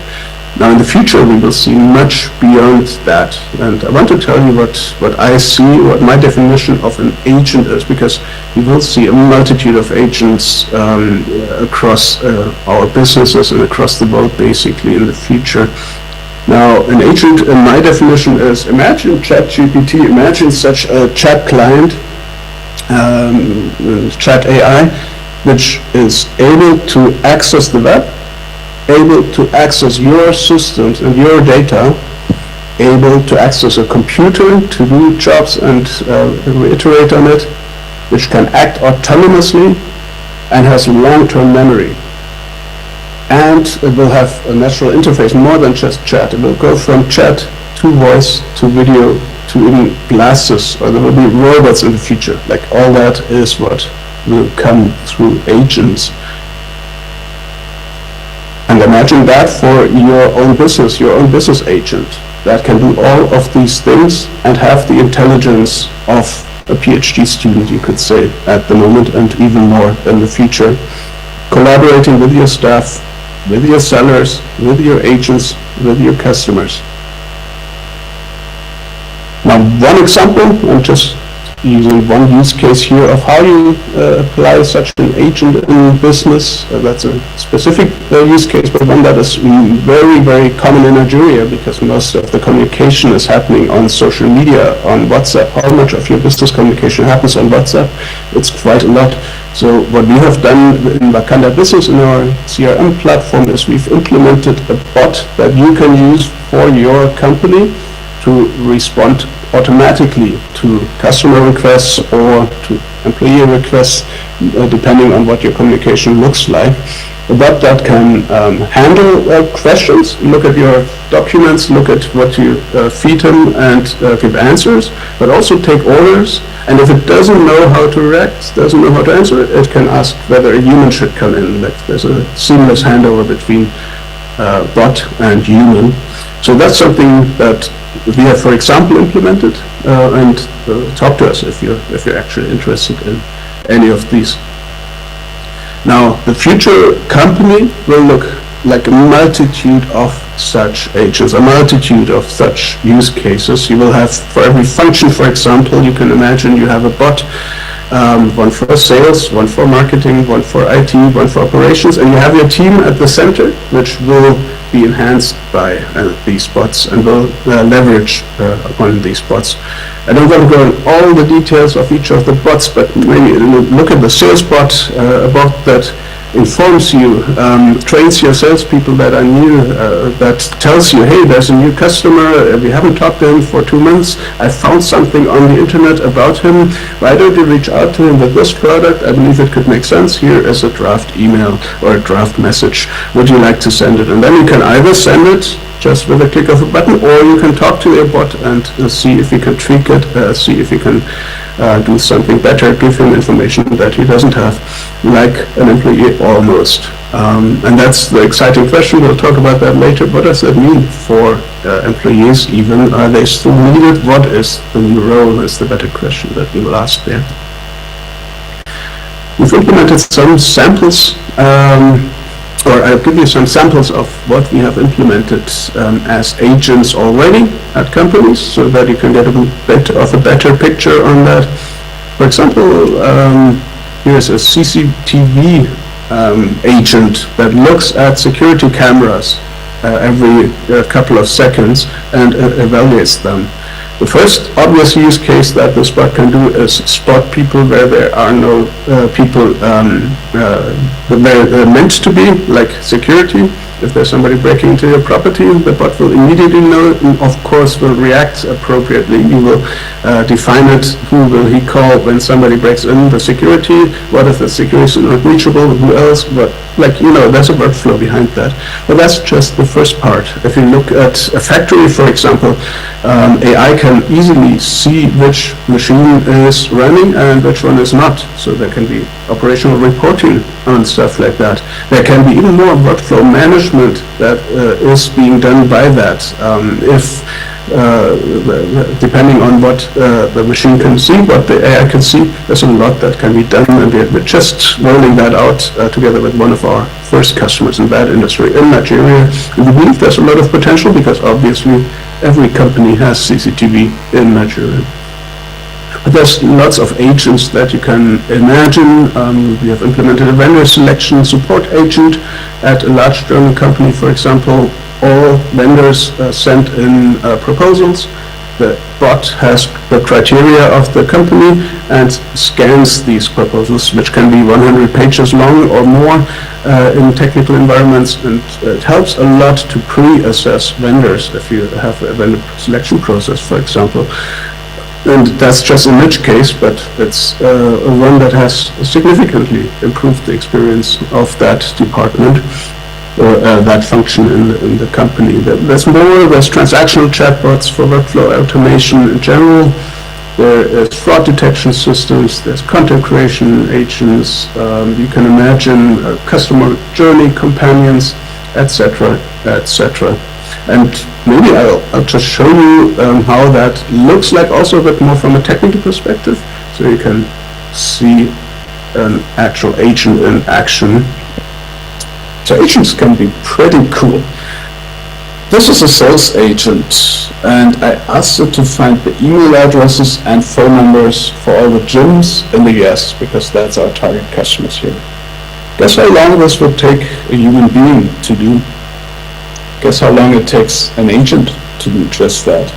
And I've pre-recorded that, but literally in seconds. You have, for 2,000 gyms, you have their email addresses and their phone numbers. Now, this is just the first step. Now you have a big sheet with your target customers. Next step would be you go to the agent platform. This is the internal view. Our developer's view, the end user's view will be a bit different, but this is how you can actually configure and use that agent. Now, next thing, I'll tell it to draft a prompt, draft an email for each of these 2,000 gyms, or selected few just for demoing. You see, it has drafted different individualized emails for each of the gyms. Everyone a little bit different depending on what it finds about them on the internet. And you can look at them, and obviously if you like them, you send them. If not, you discard them. Alright, I think that's pretty cool. And you can just get a hint of what this can do. Obviously, you can't just do this one use case. You can easily integrate any other medium. You can easily integrate other outreach tools, other things that you want to do, and you can easily do that not just for sales, but also for other functions.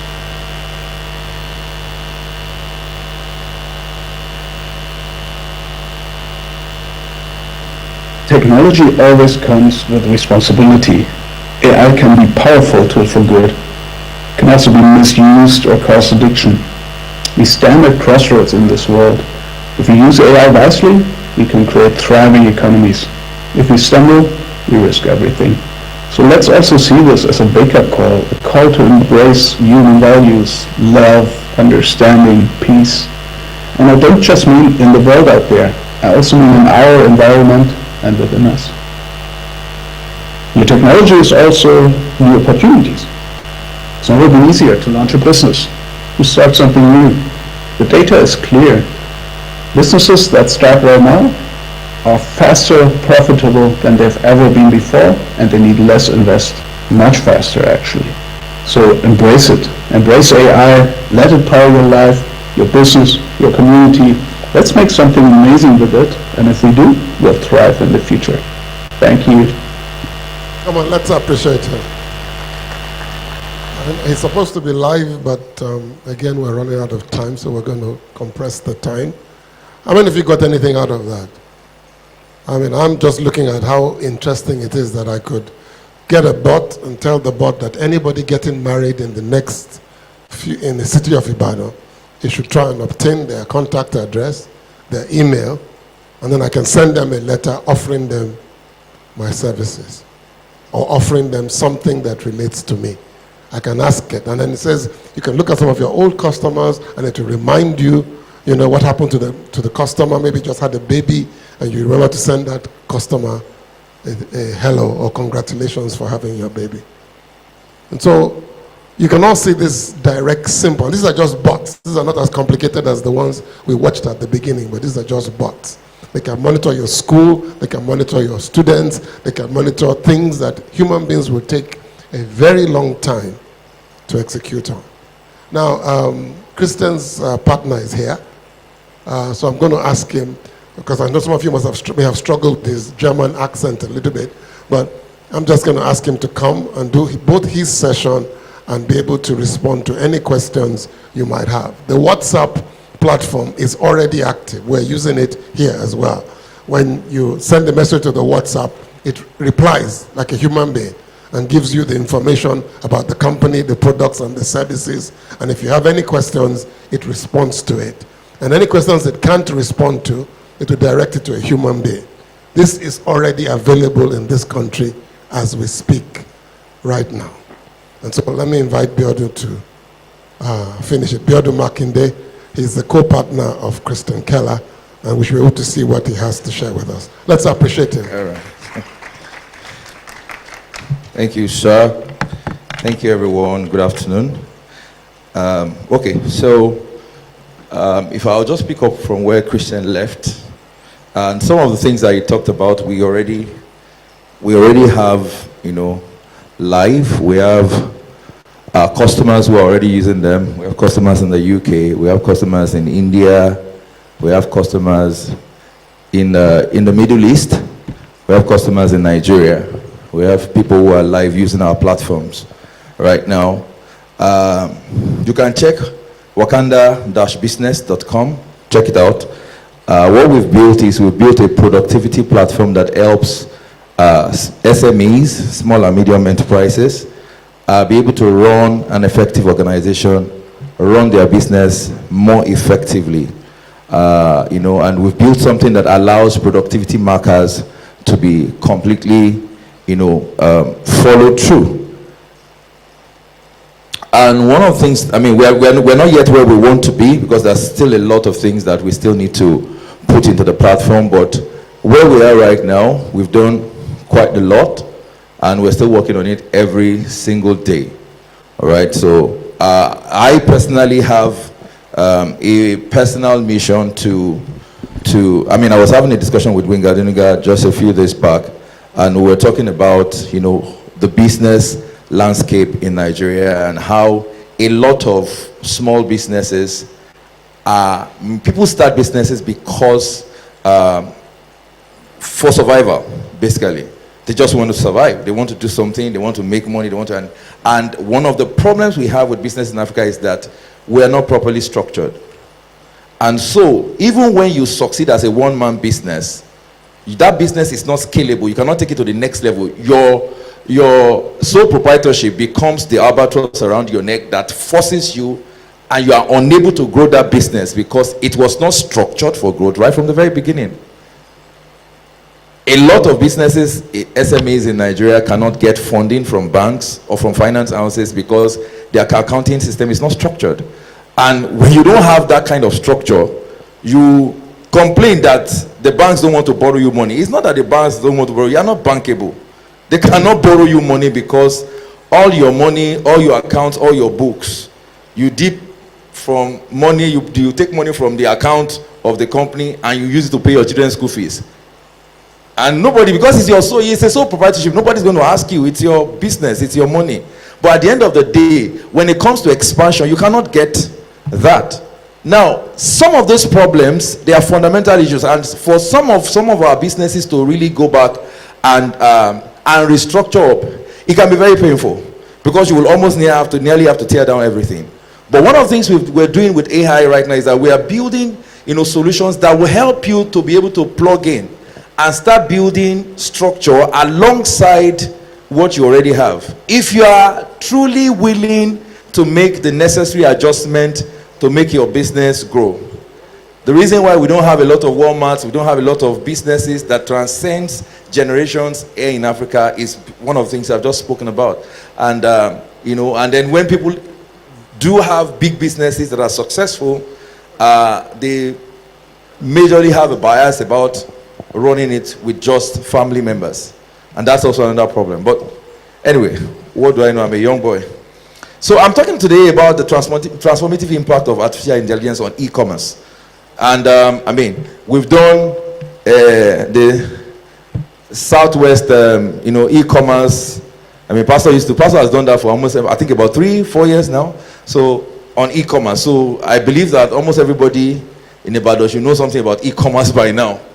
But what most of us don't know is how AI can and is disrupting what the e-commerce platform is. It is reshaping how you shop. It is reshaping logistics. It is reshaping customer experiences across board. How many of us have a Netflix account here? You use Netflix? Okay? At least just a few of us. One of the things you find out when you use Netflix is that the moment you watch a particular type of movie and then you mistakenly watch another movie that looks like the first type of movie, every single time you put on your Netflix, they will bring suggestions for you along that type of movie. Right? That's AI. It's been here for a very long time. They've been using it. It was not ChatGPT that brought AI to us. AI has been here. So one of the things that we realize is that very subtly, and that's one thing I said about capitalists or people who understand how to use innovations or latest innovations to make money. And the truth is that capitalists are the ones that drive the growth of the world, basically. If there is money to be made, then development will grow faster. If there is not money to be made there, development will be stunted. So capitalists are the ones who drive development all across the known universe. As a matter of fact, capitalists are the ones who ensure peace. But sometimes they are the ones who start the war. It's all about understanding which side of the divide we are on. Please, okay, I have this. Okay, which one do I use? The big one? All right, so what is AI? AI is just simply machines learning how to mimic human decisions. So for instance, let's say you hire a chef and you have a favorite food. You start teaching the chef how to make your favorite food the way your mom used to make it. The first time the chef will cook that food, it will not be like the way your mom makes it. But over time, as they begin to do it, and you begin to correct, no, this pepper is too much, reduce the pepper next time. Actually, there was a Nollywood story, movie that was a hit last year, or maybe year before. Was it that was on Prime? I can't remember the title of that movie, where the guy was making egg for this guy, and he probably made that egg almost 1,000 times. Who remember that movie? Breath of Life. Yes, thank you. Eventually, he made it right. One day, he got it the way the guy wanted it. And that's how AI is. AI is machine trying to learn how to behave like a human. And one of the things that AI does for us that we should, deploy it for is that there are a lot of mundane tasks that human beings are really not interested in doing. A lot of people have said that AI is going to compete with humanity. Not exactly. AI is actually designed to complement humanity.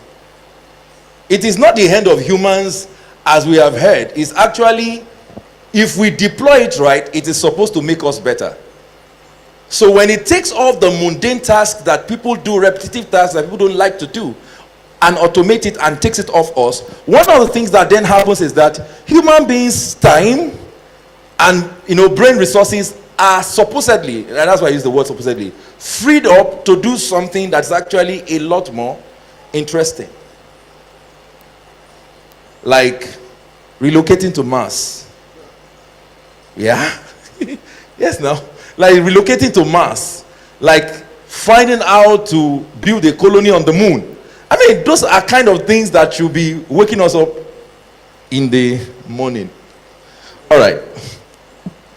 So AI has some superpowers already in e-commerce. Are you guys using is this my PDF or the PowerPoint? PDF. Why is it jumping up like this? Okay. So I'm going to talk about 5 major things that AI is disrupting in e-commerce. And those are the 5 things we need to look at. Especially if you're in buying and selling, you're doing physical trading, you're trying to migrate online, to sell online, or whether it's services or products, it doesn't matter. If you're doing anything that has to sell online today, you need to understand these 5 major things. The first thing is personalization. Personalization is responsible for 35% of Amazon sales.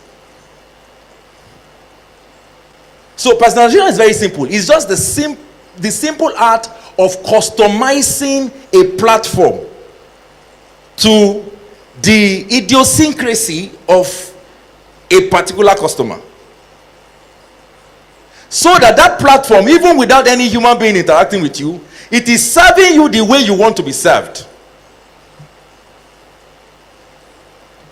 So they've designed bots that will notice the things that, so when you come on the platform for the first time now, they can either ask you a lot of questions, and then based on your answers, the platform itself would regulate itself to give you this kind of things. When you're signing up on Netflix for the first time, that happens. They will ask you, what kind of movies do you like to watch? So when you choose those kind of movies, your own personal Netflix account is personalized to you in such a way that it is the kind of things you like to watch that is shown to you.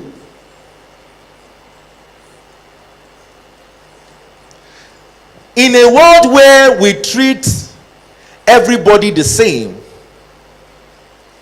in a school where you put 30 children inside a classroom and you teach them the same thing, you treat them the same way, this is a game changer. Amazon is one of the biggest companies in the world. 35% of their revenue is dependent on personalization. What does that teach you? Pastor, my slides are very small. I don't. All right. Number 2, visual search. Google Lens. Yesterday on my way, Tosi and I, my vehicle, the fan belt broke as we're coming into Ibadan.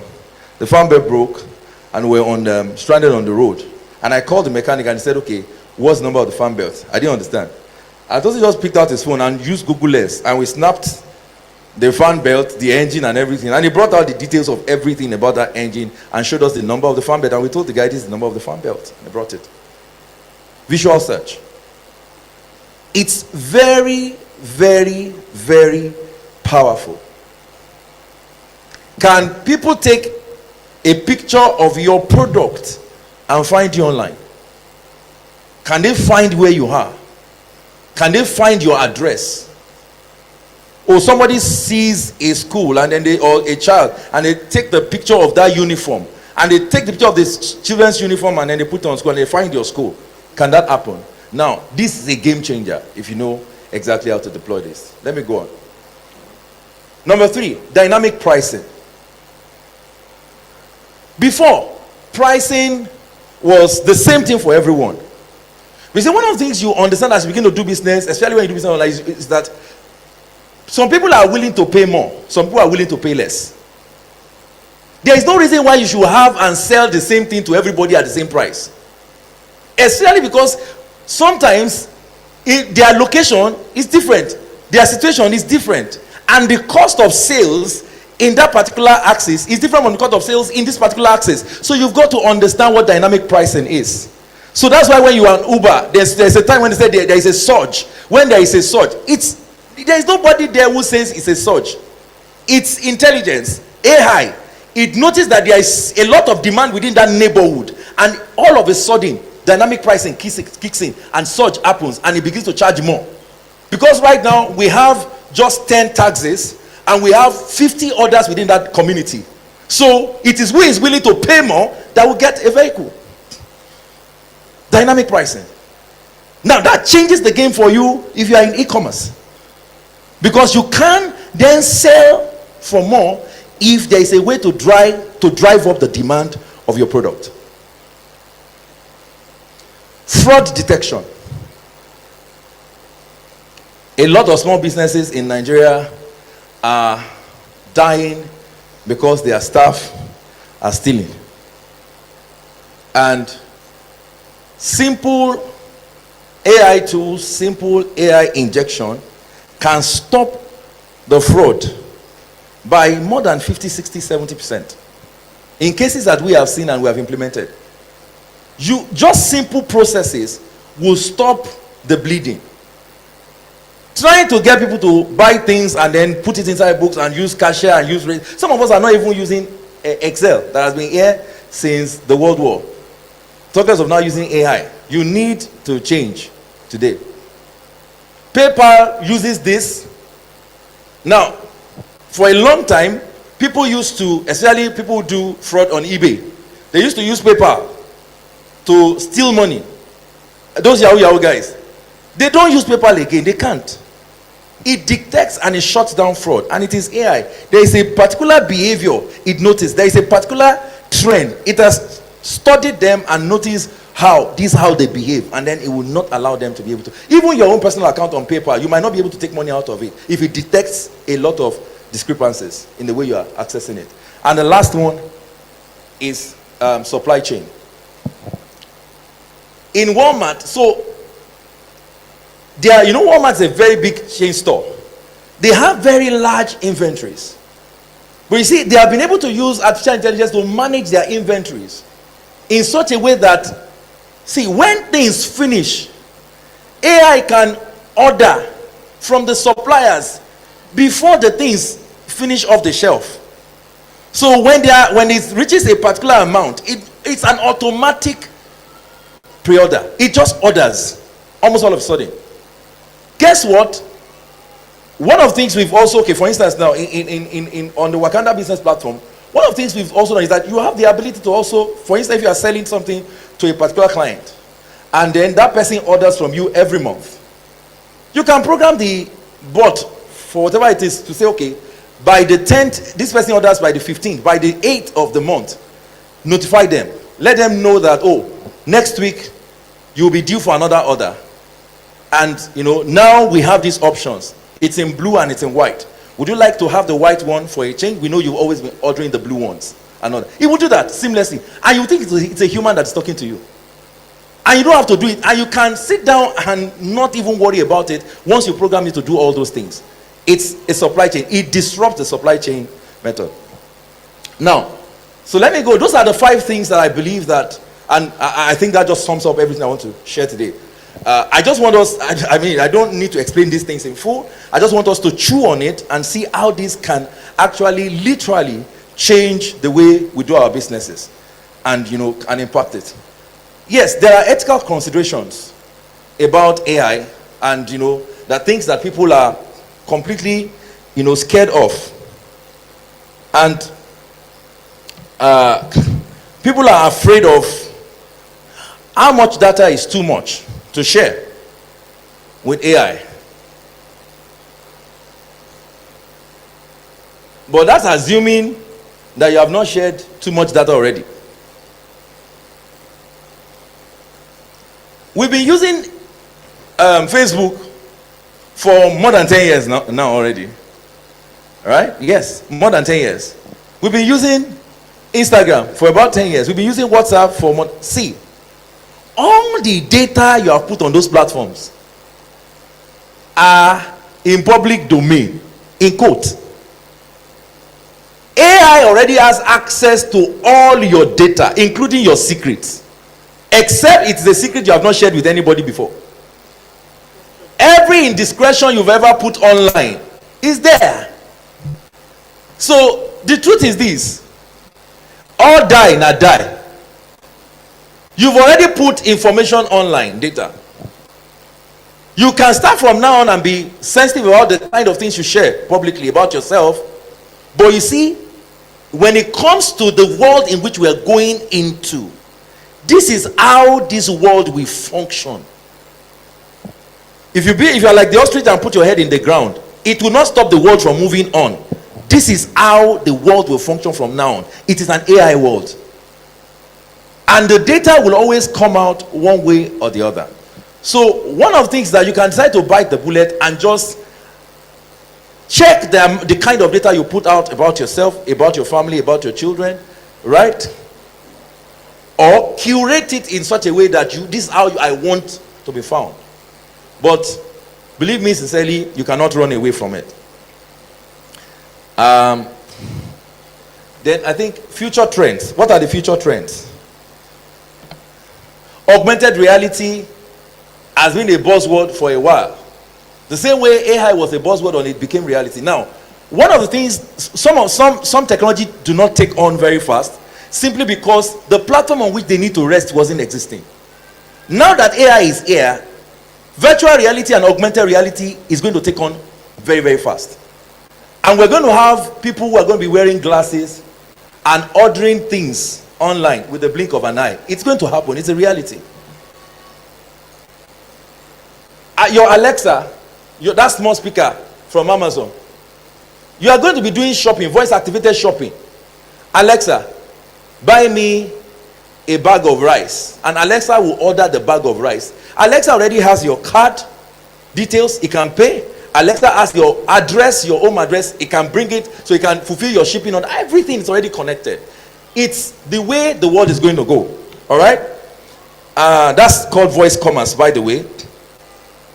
And then one of the things about the future is that there's going to be sustainability, because we're going to reduce a lot of waste. So there's going to be a reduction of wastage. Like a doctor was saying earlier, electricity, for instance. Now there's going to be for instance, if you live in an AI powered house, for instance, now once you go out of your room, it shuts off the light, it shuts off the AC, it shuts off when you're not, nobody is there, the light goes off. It keeps and it maintains energy. It's sustainability. Helps us to reduce wastage across board. I hope with these few points of mine I've been able to convince you or confuse you about AI. Thank you very much. God bless you. Just wait. These 5 things that you shared with us, yes, is it, do you already have local applications for them? Can anybody here call you and say, okay, this is my business, how do you apply these things to where I live? For instance, you talked about if somebody sees my goods online, takes a picture of my goods and takes a photograph of it, how do they find my shop? Are they readily available right now? Can people step into it? Okay, so there are simple ways in which you can get that to happen. For instance, now on Google, if you set up a Google site, which is like a free website from Google, and you put the information of your business on it, it gives you an edge over everybody else, because when they are searching for something on Google, because that is completely outside of Google, Google will crawl the website that on Google site first before any other website in the world, and it will give you an advantage, and it is free. You don't even need to come to me so that because I will charge you. But you can go there, you can set up those kind of things for free. You can upload, your pictures, upload things. For instance, Google Maps, as simple as Google Map is, setting up a map to the location of your business is the most important thing you can do for yourself in this time and age. Set it up, put your pictures there, put videos there, put your logo there. Make sure that you can be found.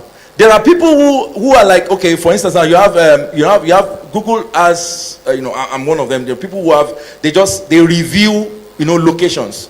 They are like guides, right? And it's a free thing. It's just like a community service that we all do, and they award you points and things for that. So I can come to this venue, for instance, and I say, okay, I want to review news streams. So I'll take, because it's not just your own, because your review gives you weight, it gives you rating on Google when you are being searched, because another person, an external person has reviewed it. If a Google guide reviews you, it even carries more weight. So I can take picture of news streams right now, take it and then upload it online and share my review about this property, about this event center. Now that gives you a lot of weight. So for instance, if you have a school now, all the parents, you can tell them, please review us online, review us on Google, and that gives you weight, and then you can mark up. So simple little things that we can do that just gives us that advantage. Yeah. Well, one more question that I want to ask you. What about the other things you spoke about?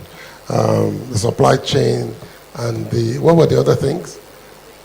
Personalization. Yeah. What are the tools that are readily available if they don't need to come to you that can help with personalization, for instance? Things like personalization those ones are there because you can't do a personalization outside of the platform that you own. A personalization is something that you are customizing for your own customer on your own platform. that will require you getting a developer who can help you out to create that, right? For something like what's the other ones now? Sorry?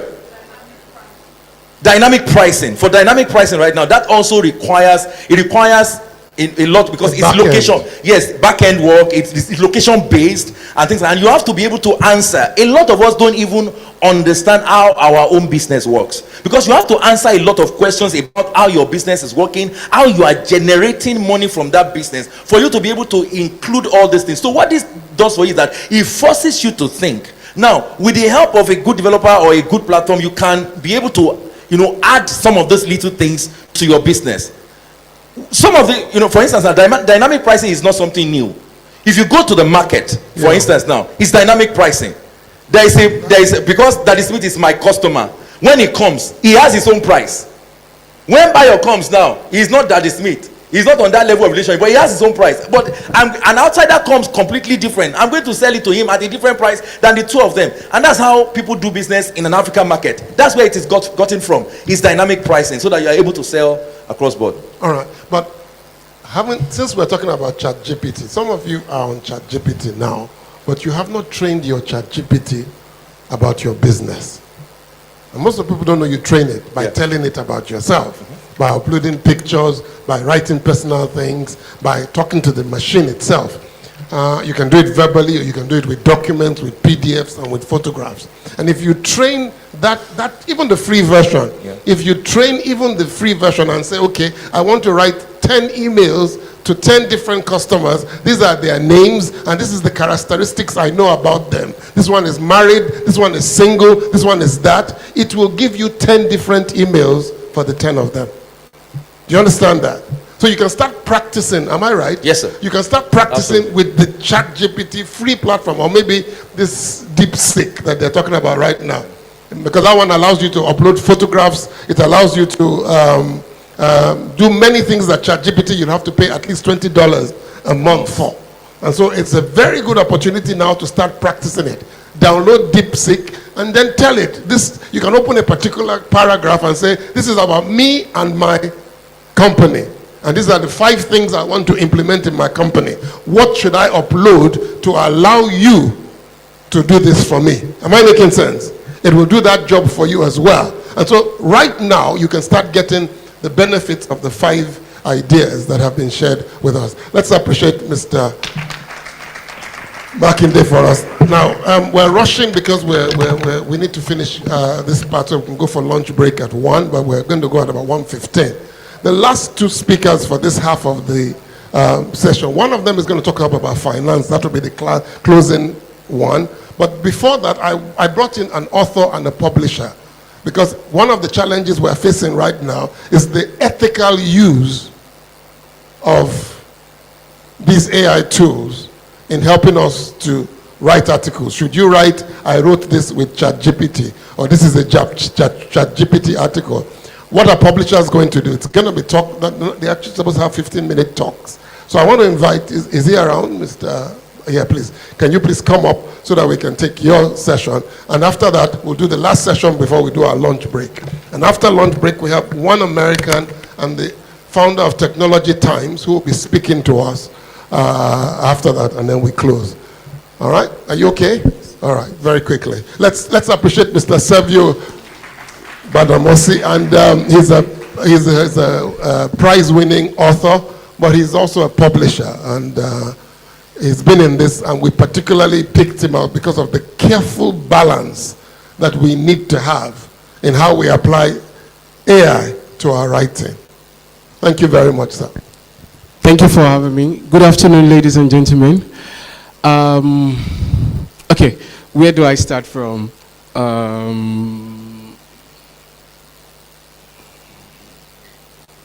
Okay.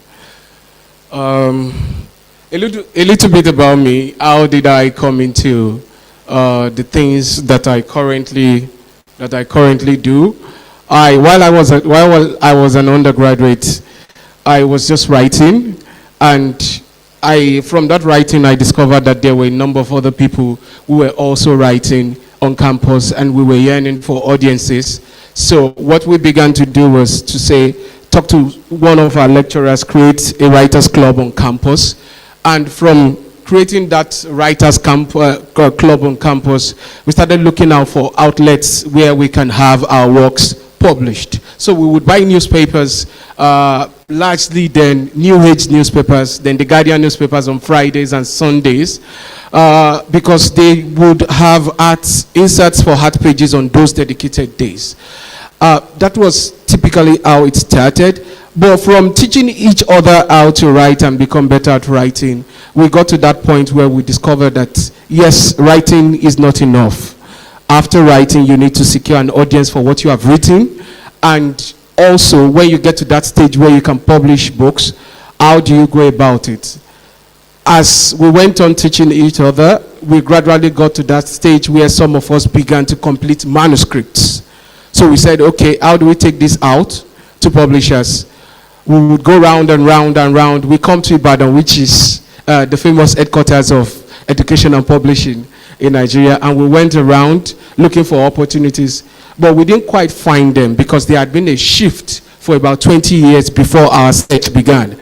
And that which it was on the back of the structural adjustment program that President Babangida's regime implemented. And so what that meant was an erosion of capital and interest in the publishing industry in Nigeria. The attention shifted from publishing literary works to publishing academic works.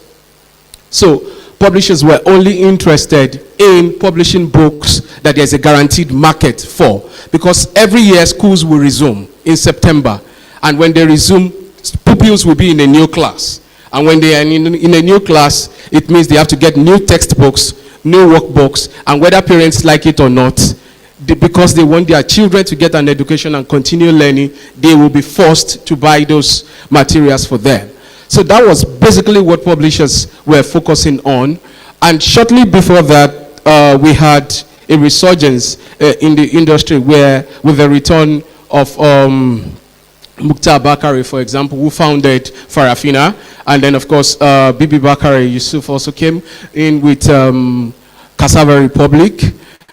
And so it was just in the early days of that renaissance that we started our search. It was difficult. You couldn't even find credible editors around because you were looking for peer reviewers, people who understood what good writing is, who can give you critical feedback on what you have written, feedback that can help you go back to the drawing desk, the drawing table, and rework what you have done. But all of that was a challenge. You have to go around, come to Ibadan, go to Lagos, maybe also go to a place like Kaduna, for example, to where some of the experts in those fields were domiciled at that particular point in time. Now, this is about 15 years later, and everything has changed. Because at just the click of a button now, it's easy for me or anybody else who has interest in these fields to find experts. Experts not just in Ibadan, not just in Nigeria, experts in every corner of the world in that field, and then they can liaise with them. You can also see the track record, the proven track record of what that expert has done through the years, and then that would help inform your judgment about whether to go with the person or not. Now, I write and then I publish books, which is a subset of the writing and publishing industry is a subset of what we call CCI, cultural and creative industries. It includes a lot of the other things that we enjoy, like, of course, writing, publishing, reading, music, film, broadcasting, visual arts, animation, game design, interactive media, and all. Now, before, if I want to do something like script writing, for example, which has standard templates that have been adopted in industries across the world, it was difficult for me or for any upcoming script writer to find templates, award-winning templates, or scripts of award-winning movies, for example, or television serials. It was difficult. You have to go to specific libraries, pay or subscribe to some specific services to get them. Now, those templates with the advances in technology and the dawn of AI that we have now are more readily accessible to everyone, everywhere. So, we are in the age of what we call generative AI. Every speaker before me has, has spoken about all the possibilities that it offers us. Now, these possibilities, people keep asking, okay, you sit down, you are a visual artist, you create a painting, I can go to Midjourney, for example, and generate that same thing. I can create an animated series on Midjourney and some other AI platforms that are available there. What is the uniqueness that you bring to the creative industry as a practitioner now when we have technology that can mimic human capabilities and give us similar results? So, one of the things that we need to pay attention to is the fact that AI is not a replacement for human creativity and for the human intellect. So, these tools basically are enhancers. They give us the capability, they enhance our ability and capability to do what we know how to do better and in a faster time. In a faster time frame. Now there's an abundance of tools and platforms that we can use as creatives working in the creative sector.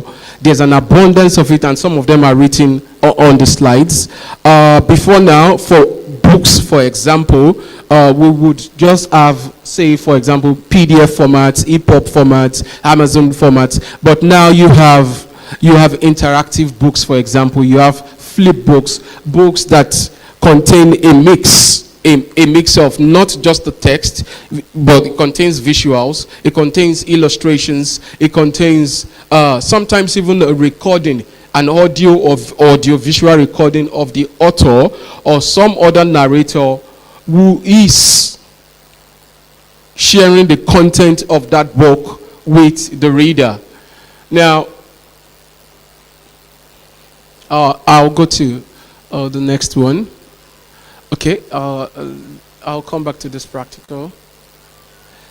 So, one of the most important questions that people keep asking about the use of AI in the creative industries is that fear of uncertainty as to whether AI is going to be a replacement for human authenticity. And so, what has been proven so far is that AI is not a replacement, it's an enhancer. For example, I am using a microphone to address everybody in this hall right now. Without this microphone, it is still possible for me to continue talking and addressing the audience here, right? But what does the microphone do? It gives me that leverage. It increases the reach of my voice, right? Everybody in different angles of this hall can hear me with the use of a microphone, right? But I can still continue talking without the use of a microphone. What that does is it limits the ability of my voice to be able to travel the length and breadth of this hall. And so, there are multiple standard methods of detecting what is AI generated. There are countless, there are platforms, and I'm careful not to say there are 2 platforms, 3 platforms, 4 platforms, because every day new ones are springing up about how to detect what is written or what has been created with AI. Now, what it does is, for example, in that creative process, it can help expand the search for ideas as a creator. So, for example, I want to write, maybe I want to write a travel piece, I want to write a travel, maybe I travel to a particular town, and I want to be able to write a travel piece about my experience in that town, for example. So I can go on a platform, on any of these ones that I've listed, for example, and share for that, look, I have traveled to this town. Let's say the town is Ogbomoso, for example. I have gone to Ogbomoso. These are the unique sites and experiences that I have had. Now, I could ask it to help me provide a link between those experiences that I have had, those sites that I have visited, for example, and how I am going to reflect it in my writing. So I may not know that there are details. For example, one site predicts another. Maybe my tour guide did not give me that information, but it goes into its own training and the database that it was trained with, and offers me additional information that I can then use in the process of me writing that. I didn't know that before, but then it has supplemented my knowledge with its own database. And then, of course, the application of that itself is then up to me, because when it generates it, there's that essential aspect of human nature and human touch that is typically missing, and that's why it's easier for fellow machines to detect. It's mechanical. So what some people have done with it is to take that idea, that additional suggestion, that room for expansion, those additional suggestions that it offers, to take it and then bring in that, give it a human touch and give it a human direction. For example, this is what I am the one that set the vision for it. This is what I want to achieve. Now, this is one of the tools. How do I do this better? Then it shows me the possibilities. Then I can take advice from those and draw insights from those possibilities, go back to my work desk and implement them in what I am doing. So people also ask questions about who owns content that is generated by that is AI generated. So this differs, the response to this differs based on the part of the world where you're living. But of course, in most parts of the UK and the US, it's clearly stated that it does not, you cannot, for example, copyright something that is AI generated. It could be a song, it could be a tune, it could be an animated series, it could be a graphic book, it could be anything. But especially in those two countries, you cannot copyright a content that is derived from AI. Now, you could draw inspiration from it and then take it back to your work desk, expand on it, and give it that element that makes it organic and original to you as a human creator. That can be copywriting. That is known to law. But the work itself, when it is just taken from any of those AI platforms, cannot be copywriting. And again, there is that need for disclosure now, because one of the things publishers in the West complained about is people learned how to do what has been called prompt engineering, which is knowing how to be able to put your words together to ask the AI platform you are using the right questions, the questions that will elicit the kind of response, the kind of answers you need for the project you are working on.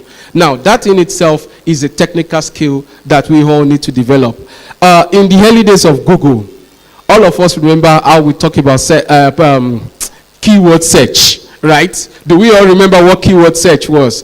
Where there could be 2-3 of us and we go to Google and ask it similar questions and we get 10,000, 10 million results, right?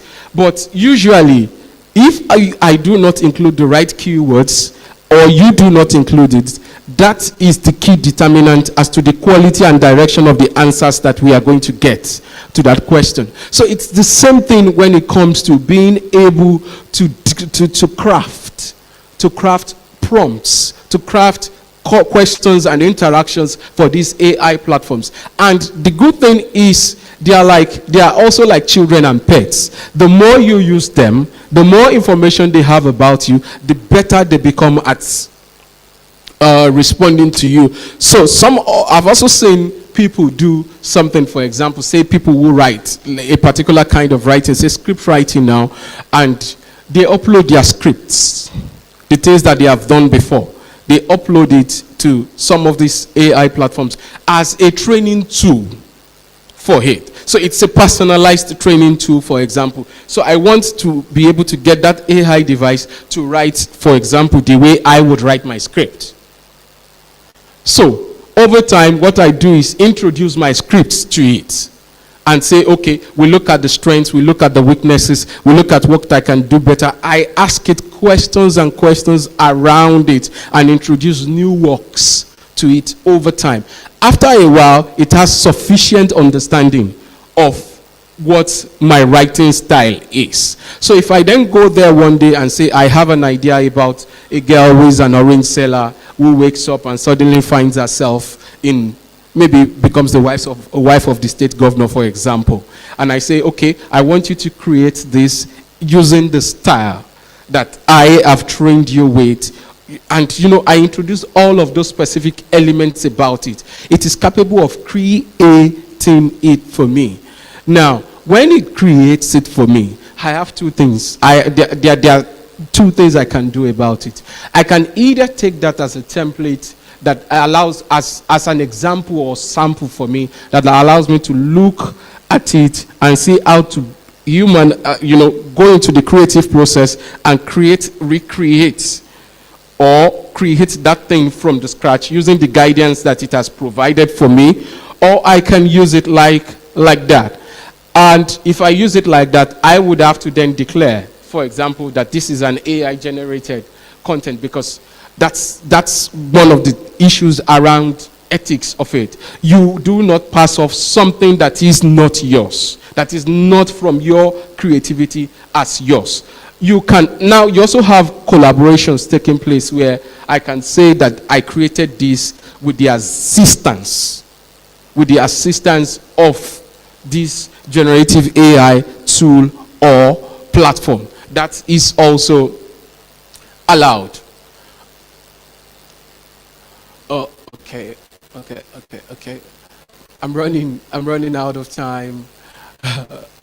So I would say that it is an essential tool for writers, for editors. We have AI co-authored books around now. We have, like I've also mentioned, I'm doing a quick recap now. I've also referred to the role of human oversight in AI-generated content. So I think that, and this is also drawn from practice, that it is a powerful tool, but human creativity is definitely impossible to replace. Like one of the speakers did say earlier, what is going to happen is that it gives us the ability to do more, and most likely what will happen is those who can use, okay, for example, when typewriters were around, computers came, but because typewriters had been around for so long, most people did not make that quick transition to computing. It's the same thing for manual cars with manual transmission and then automatic transmission, and that famous story of mechanics trying to dissuade Nigerian car owners, vehicle owners, from transitioning to to the new cars that came around, and then people tell you, oh yes, oh, this is going to make some profession and all of that obsolete. Yes, it is going to make some obsolete. Definitely, we are not debating that. But what it does is it opens up new vistas. It opens up new opportunities and new areas. It has been said that it is in the next 10 years, it is going to create about 80 million plus jobs. And most of those professions are new and emerging. So it's also gives anybody who is planning a forward-facing career, that ability to plan ahead and see what aspect of it they can integrate themselves into what aspect of AI in general can help them do what they currently do in their line of work better. I would like to bring this to a close here. Thank you, everyone. All right, anybody have any questions for him? I just have one or two. So what's the, is the publishing industry, is it evolving enough to check out whether people are just producing AI-generated content? Are you guys up to date with that, and do you have tools for that? Yes. Yes, there are tools for that, but again, because the publishing industry is not so structured, a lot of people still make books and all with Adobe PageMaker, which the manufacturers stopped making in the year 2000. So for publishers and bookmakers like that, there will be no way for them to be able to detect, if anything, the originality or otherwise of the content. But for those ones who are future-facing, those tools are readily available, and they are even being integrated into the word processing and design softwares that we commonly use now. Okay, but what something Dr. Adegbola spoke about, lack of African data, which means you said we should personalize our write-ups on AI. My question to you now is that there's no, the African character, the culture, humanity is not being documented on AI. So how do you think we can fix that with AI right now? So, for example, I know that there are these guys at archiving.ng, for example, who are documenting a lot of periodicals and dailies of Nigerian origin. There's also a Kenyan equivalent of that. They are trying to salvage some of these forgotten histories of ours and digitalize them. And part of that digitalization process also involves training AI models to be able to respond based on that database, on the new database that they are feeding it. Oh. That is one aspect. I think that the best we can do, maybe the fastest result is to personalize it. Yeah. Is to personalize it. Like I mentioned earlier, I can introduce my own writings to to my platform of choice, and then over time, because of my interaction and its knowledge of my writing style and the nuances of it, it begins to understand not just my work, but my person, and begins to give me responses based on that. All right. Can we appreciate him? Can we appreciate him? So basically, we're all saying the same thing. We need to start using these platforms for it to be more relevant to us. All right? Our last speaker before lunch, and to be a short lunch, is a banker, a brother, and somebody whose team, Mr. Smith is also here. They've been here since morning to help us judge the pitches that are coming in. I want to talk to my accountant now to find out if those who are supposed to present their pitches just after lunch can be available to do that, so we can hear of those platforms that are available, those people who are working on AI. They're just trying to encourage people to invest a little bit, to put some of their energy and direct some of their attention to AI that is relevant to our culture. It's very important, and we chose certain sectors, health sector, education, and so on and so forth, in order to be able to do that. So without wasting any more time, I want to invite Mr. Tony Akara. He'll be very brief, I promise you, and then we can take a break for lunch, and then we'll come back, rush the whole thing, so that in 30 minutes or 45 minutes after the pitch, we should be able to close for the day. It will save me diesel, so I'm not looking after you. I'm looking after myself. Good afternoon, everyone. Thank you for having me. I understand I'm standing between yourself and lunch. So the more smiling faces I see, the faster I am. But if people keep frowning, I'm going to drag it as long as possible. Okay. I'm going to do this in 5 minutes. I'm very conscious of time. What I also realized was Dr. Adegbola had practically wrapped up everything that needs to be wrapped up around AI. Interestingly, while I've been sitting down there, I've also listened to a number of people that are actually participating or doing something right now in that space. But for people that know me, I'm a numbers person. I like doing number conversations. So I've been told to speak to AI and economic empowerment in Africa and stuff like that. For me, maybe the way to start, or the way I want to start this, is ask us first, what's empowerment? Excuse me. Technology is not my thing. Anyway, I think empowerment is getting to do more, or getting more outcome from doing a little, from the least input, just summarizing it. And then we say economic empowerment. Okay, it's working. Thank you.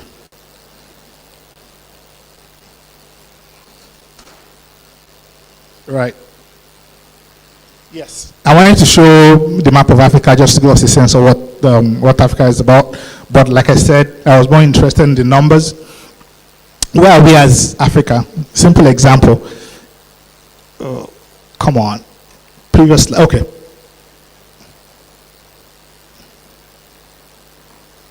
Yes. I wanted to show you GDP of Africa versus the GDP of the world. GDP of Africa is 2.8 trillion. All of us in Africa put together as a continent, our GDP is 2.8 trillion. Meanwhile, the GDP of US is 25 trillion, China 14, Japan 4.2, and all of that. And of these 2.8 trillion that we're talking about, right now Nigeria is probably number 4. But once we do the rebasing by end of February or early March, Nigeria leapfrog to become number 1. But again, no matter what we do, even if they rebase 3 times over, and we pack all of Africa together, we're still not going to be as big as Germany or the UK or the US. What does that say to me? There is need for us to actually focus on empowering Africa. But when we look at GDP versus population, our population is growing, our GDP is not growing as fast. We have all these huge numbers. Look at population data. Asia, 60% of the world. We can forgive them because their GDP is also almost matching their growth in population. But look at Africa, with a GDP of, with a population of almost 1.2 billion, that's 18% of the world. But our GDP is less than 5% of the world's GDP. It's a problem, but it's also an opportunity. So what are the policymakers doing about this? How are we managing our population? What are we doing to grow business? So work needs to be done at policy level for managing population. Look at population growth in the rest of the world, almost declining and almost flat, but Africa is an interesting one. But again, the good side to it is, it also just means that Africa is enough to be a workshop for the world, just like what Asia used to be, if we harness it properly. All right? GDP growth, Africa versus the rest of the world. I'm jumping that because I'm conscious of time. So, where are we? Where do we like to get to? And how do we get there? We know where we are. We know where we like to get to, but what do we need to get to where we like to get to? A number of people have spoken to a number of those things. I'm rushing, pardon me. What are those things we need to do? What can we use AI to do? People have talked to education, entrepreneurship, having good institutions versus individuals, building infrastructure, that is very key. Innovations, where AI comes in, fixing our security, having responsible government versus, and responsible citizens, all right? Innovation is where AI comes in. So what are those things we can innovate using AI? Dr. Adebola spoke to a number of it. A number of speakers have also spoken to a number of those stuff. In agriculture, we can use AI to improve yield crops, improve farming practices, like what they're doing in IT. In healthcare, we have all seen on TV where somebody sits in Germany and they're doing operation in Brazil remotely. Those are the kind of things we take advantage of, or that's happening in the rest of the world. Who says it cannot happen in Nigeria or in the rest of Africa? Of course, finance. In the finance space, AI helps us better to do better credit assessment, driving the mobile payment space, also helping with financial inclusions. Again, AI will help to discover and also support startups. Beyond sitting down to hear people's speech, We also use AI to do some assessment and helps us to save time. I was very impressed when somebody showed a slide where if you want to match email and phone numbers and names and you get a human to do that, it's going to take you 1 hour. But AI can do that stuff for you in less than a minute. We should take advantage of those things so that we can use our brains to do the real actual work. And then creating new jobs in the data space and all of that. Innovation continues. So this is what I want to focus a bit more. Again, I'm also going to rush it. For all of these things we have said, there are challenges, but there are also action we can take to fix those challenges. A number of those challenges are outside of our own control. The one, hopefully, that the government can fix, we hope they fix it. But the ones that we can fix, we should also fix whatever we can fix. Number one will be infrastructure. We all spoke about AI. Somebody alluded to it earlier. One of the things that AI uses is power and electricity. Nigeria generates 4,400 or 4,600 of power right now. We barely have enough power to switch on our stuff. I'll begin to think of AI. So infrastructure is going to be very for all of us. So everybody needs to be pulling in the same direction. Excuse me. Everybody needs to be pulling in the same direction. So if we want to move this country forward, fixing infrastructure is extremely critical. Power, internet and bandwidth, a lot of that is very inadequate and we need to fix it. Again, data quality and availability. Some conversation around the telcos trying to jack up their subscription. And I've heard some very interesting story. The NS is trying to go on strike to say why shouldn't they jack it up. Very interesting. But given whatever is going on, we need to get better quality. We need to get more even quantity, and some people need to invest for that to happen.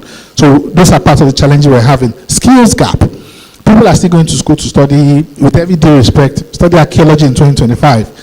And I mean, stuff like that. It's high time we also need to begin to change our minds on what needs to be done. Very interestingly, abroad now, people are already studying, I mean, school curriculum for data analysis, even AI specific stuff. AI engineering, things like that. Those are people that are thinking with the time. We are part of a global environment. We need to also begin to look at the curriculum that we churn out of our universities. Not everybody is going to have the opportunity to go study abroad. But why can't we put the same thing in our curriculum? So if anybody's here, you're beginning to think of having education investment. We can do it online. But those are the kind of things that are going to attract customers to whatever platform you have to fit those skills gap. We've spoken about ethical considerations. There's going to be a session about that later in the day. I don't want to dwell on that because of time. But those are the kind of challenges we're going to be faced with. AI drives personal growth, skills training, and data-driven decision for everyone. Action plans. I've mentioned the challenges, I've mentioned what the issues are, but what do we need to do? Some of these things depends on government, some depends on you. So look at all of this and say to yourself, the ones that I have control over, what can I do? The ones that government needs to fix, maybe we're going to start thinking of having pressure group and push those guys collecting faster in the House of Assembly to drive a number of this stuff. And again, like we always say here, it's not time to be a passive citizen. You want something to change, we need to be a bit more active in the politics and the policies of the country because it affects all of us at the end of the day. So number one, as a country, invest in data infrastructure. If the country is not doing it, you as a person, invest in your own data infrastructure, in your own cocoon, in your own vicinity, because look, data is almost becoming like electricity. You don't have it, it's going to impact how or the quality of life you live. So we need to fix that. Again, continuous digital literacy program, part of what you're doing here. I'm sure this program has been published or publicized, but look at the number of guys here. Because people don't either understand the import of it or it's not priority for them. Again, education is self-development and education also means power. So the amount of information we've been able to gather yet this afternoon, if you now don't take advantage of it, that's on you. But every opportunity you have to unlearn, relearn, please, let's always take advantage of it. And of course, the third one, collaboration between public and private sector participants. For some reason, for us to drive the digital conversations in Nigeria, sadly, the private sector can't do it by itself. We all so need the guys in the public sector to come on stream. You need them to put the right policies in place, put the enabling environment in place, so that the investment can come to drive this. So we need to get somewhat invested in whatever is happening in that public sector space. And of course, which is what we're doing this afternoon, create and support AI ecosystem, both locally. Look, whatever is going on globally, now we're all plugged in. Let's get involved. Somebody has said something's going to happen in Lagos in 2 weeks. Get involved. Know what is going on. That information, you don't know when you will need it. That networking, you also don't know when you're going to need it. But if you stay in your home, you have a lot more to lose. So please, there's tons and tons of resources and issues online that we can be a party to, or we can be a part of. So let's be a part of that. And lastly, let us plug into the global AI space. There's so much information going on. We've heard it, DeepSeek, ChatGPT, all of that. Interestingly, those are not the only AI things going on, but those are what we know. So whatever it is, be a part of it and reach out and ask questions. Take advantage of such forum as this one, meet people, and then we'll see how it goes. What we wanted to speak to was when you've now decided this is what I want to do, how do we get funding or financing for that? The first thing I'm going to do, collaboration in this sense. There are 3 ways to fund any enterprise. 1, from your savings. If you don't put your own money in it, why should I put my own money in it? So if you have any enterprise that are trying to drive in that AI space, the first thing to do is save for it and put your money into that savings. Number 2, reach out to your family people. If your family doesn't believe in you, why should I believe in you? If you have bad behavior, your family is not going to believe in you. So we also need to live appropriately so that our family can also invest in us, either because of who we are, or if they believe in whatever enterprise we're doing. And of course, the third thing is to now collaborate with other people. I've always said it. I'd rather own 10% of something that is working than own 100% of something that is not working. So if your idea works, speak to the person on the table. I have this idea. Can we collaborate? If it's working, at the end of the day, it pays everybody. Rather than you have this idea and you want to own it 100% and you can't fund it because you're afraid to share and have 10% of that, or people participate in it. Your last point of call will be either banks or venture capitalists and all of that. If you want to jump the hoop of a bank or a venture capital, it's a very long conversation. Unfortunately, the way we run, I'd rather put my money in an enterprise that has run for 3 or 5 years. I'll help you scale up. That's typically what banks do. But you have to show responsibility first by investing in that enterprise, making sure it runs, then I'm going to help you grow it. But if you're going to bring a green transaction to me as a banker, it's very unlikely that I'm going to commit all that kind of money to it. And the reason is very simple. Banks deal with shareholders' funds and depositors' funds. So they have to be very careful how they deploy those funds. But if you have shown track record that you've done this over time, then it's easier for the banks to put in those money, or the venture capitalists to put in those money. Last point, private equity would have been a fantastic way to run it. But the private equity system in Nigeria is still very green. We haven't grown that enough. But as time goes by, as we develop as a country, as we develop as an economic institution, as a country as well, we are going to have a lot more opportunity or a lot more diversification in how we fund or how we bring capital in driving enterprises. So that our lunch don't go cold. I'll stop now. Thank you. Thank you very much. Anybody have any questions for him? I have a couple. Anybody have any questions for him? Well, it's almost like a catch-22 situation. The chicken or the egg, which one is coming first in Nigeria? You spoke about infrastructure, government doesn't have money and all that. But when you came here a few months ago, you gave an idea. You said government, for instance, should invest in large farmers as much as they're investing in small farmers. That way we can balance the economy and have food surplus to protect our people. Now, I've spoken, 2 banks are supposed to be here today. I'm not going to call their names because I didn't give them notice. But 2 banks are supposed to be here today.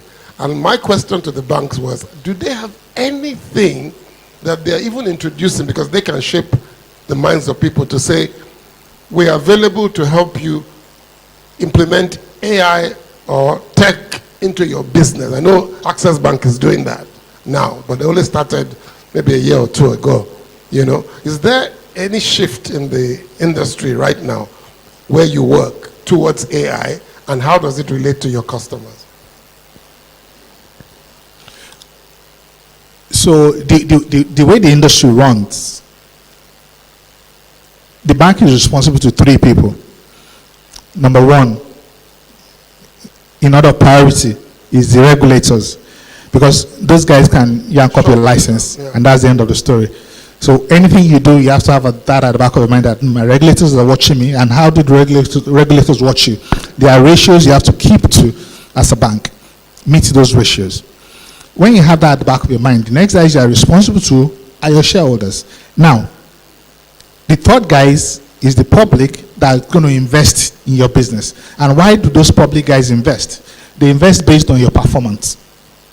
How much did the bank make? What is the NPL of the bank and all of that? So that now forces the banks to behave in a certain way. And this behavior is very simple. Look, unfortunately, it's the reality of the times. Why should I invest in this man with the risk of his AI enterprise that I'm not sure how it's going to land in the next 1 year or two, when I can easily take my money, buy treasury bills, zero risk, 21% return? So if you look at the books of the banks, you know a good number of them, 35% of their books is invested in those zero risk type transactions. So, response to your question directly, government also has a role to play in this policy thing. As long as the treasury bills remain this attractive, the chances of banks to fund enterprises is directly or is inversely proportional to the ability to invest in those enterprises. So you might have one or two banks that have portfolio for those, but if you're looking at a bank's risk asset portfolio of 100%, and then they're deploying just 2-3% to AI-driven transactions, is needle in a haystack. It's not going to go very far. But again, we'll take whatever we get, and hopefully policies begin to change over time. Inflation comes down, interest rate comes down, and then people begin to take a bit more risk as time goes on. Oh, thank you very much. Let's appreciate. Anybody have any question for him? So I can. Daddy Smith, I don't know if you want to come up just for a minute to just say something about what Tony has just rounded up for us for. Like I said, the investors, you want to say something? Please come. Can you help me by coming forward? We're going to take a short break. There's a restaurant at the poolside, but there's also a different restaurant at the entrance, so you can get drinks at different prices and things like that. So you can just sort yourselves out. Maybe you should say something before I tell Daddy Smith to round up this half of this meeting. Okay, thank you very much, sir. I really want to appreciate the organizer of this organization, the program. One thing I've learned, in the course of sitting down and seeing everybody talking, is like even the AI, the artificial intelligence, as we call it, the focus of the industry is also going back to centralization, which I believe is something that we are even going out from. Why did I say this? I'm a blockchain technologist, and by God's grace, I've learned a lot in the course of digital world and what blockchain can do, what AI can do, and the likes. And I discovered that some of the let me say the frontliners we have in the world, they are not focusing on centralized world.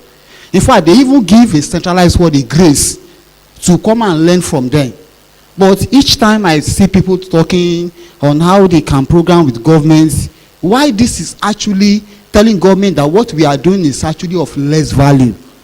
And there is a way we can use artificial intelligence to shift the focus from this analog way of doing things. What am I saying in essence is this? We have some companies abroad like BlackRock family, the Vanguards. Their focus is even the government actually looking up to them. So if we can manage like the population we have in Africa very well, I believe we can do much more that even government will even force to look into us here and actually, make advantage of what we have to actually make the world a better place. I can't argue with you, sir. Thank you very much. Let's appreciate him. I don't have any argument with what he said. And this idea of leaning on government is something that we know hasn't worked for us for how many years. Like I said, we're going to take a short break, just a short break, as short as possible. Please get a drink, whatever. Come back in. You can bring your food in. This is not a church. You can bring your food in and eat from your table so that at exactly, hopefully, 1:45, we can get started with the pitches. And then by, sorry, is it 1:45? Yeah, 1:45. And at 2, we can do the last 2 15-minute presentations, take your Q&As, and then we can close. And then we'll come back tomorrow and see what we missed out today and fill it in for tomorrow. Thank you, sir. Thank you very much. Do I say Pastor Francis? Ladies and gentlemen, I must say that what I have heard today will go a long way to sort me out. When I say sort me out, I hope those of you who came in to be enlightened that you are also being sorted out. But I have a number of issues still bothering me. And I will try hard to let you know what these issues are. Probably you also have them as issues. My first question, don't worry, it may not be directly linked to AI, but at the end of the day, you will find that AI, being what it is, may not work because we, as a people, as Nigerians, don't want it to work.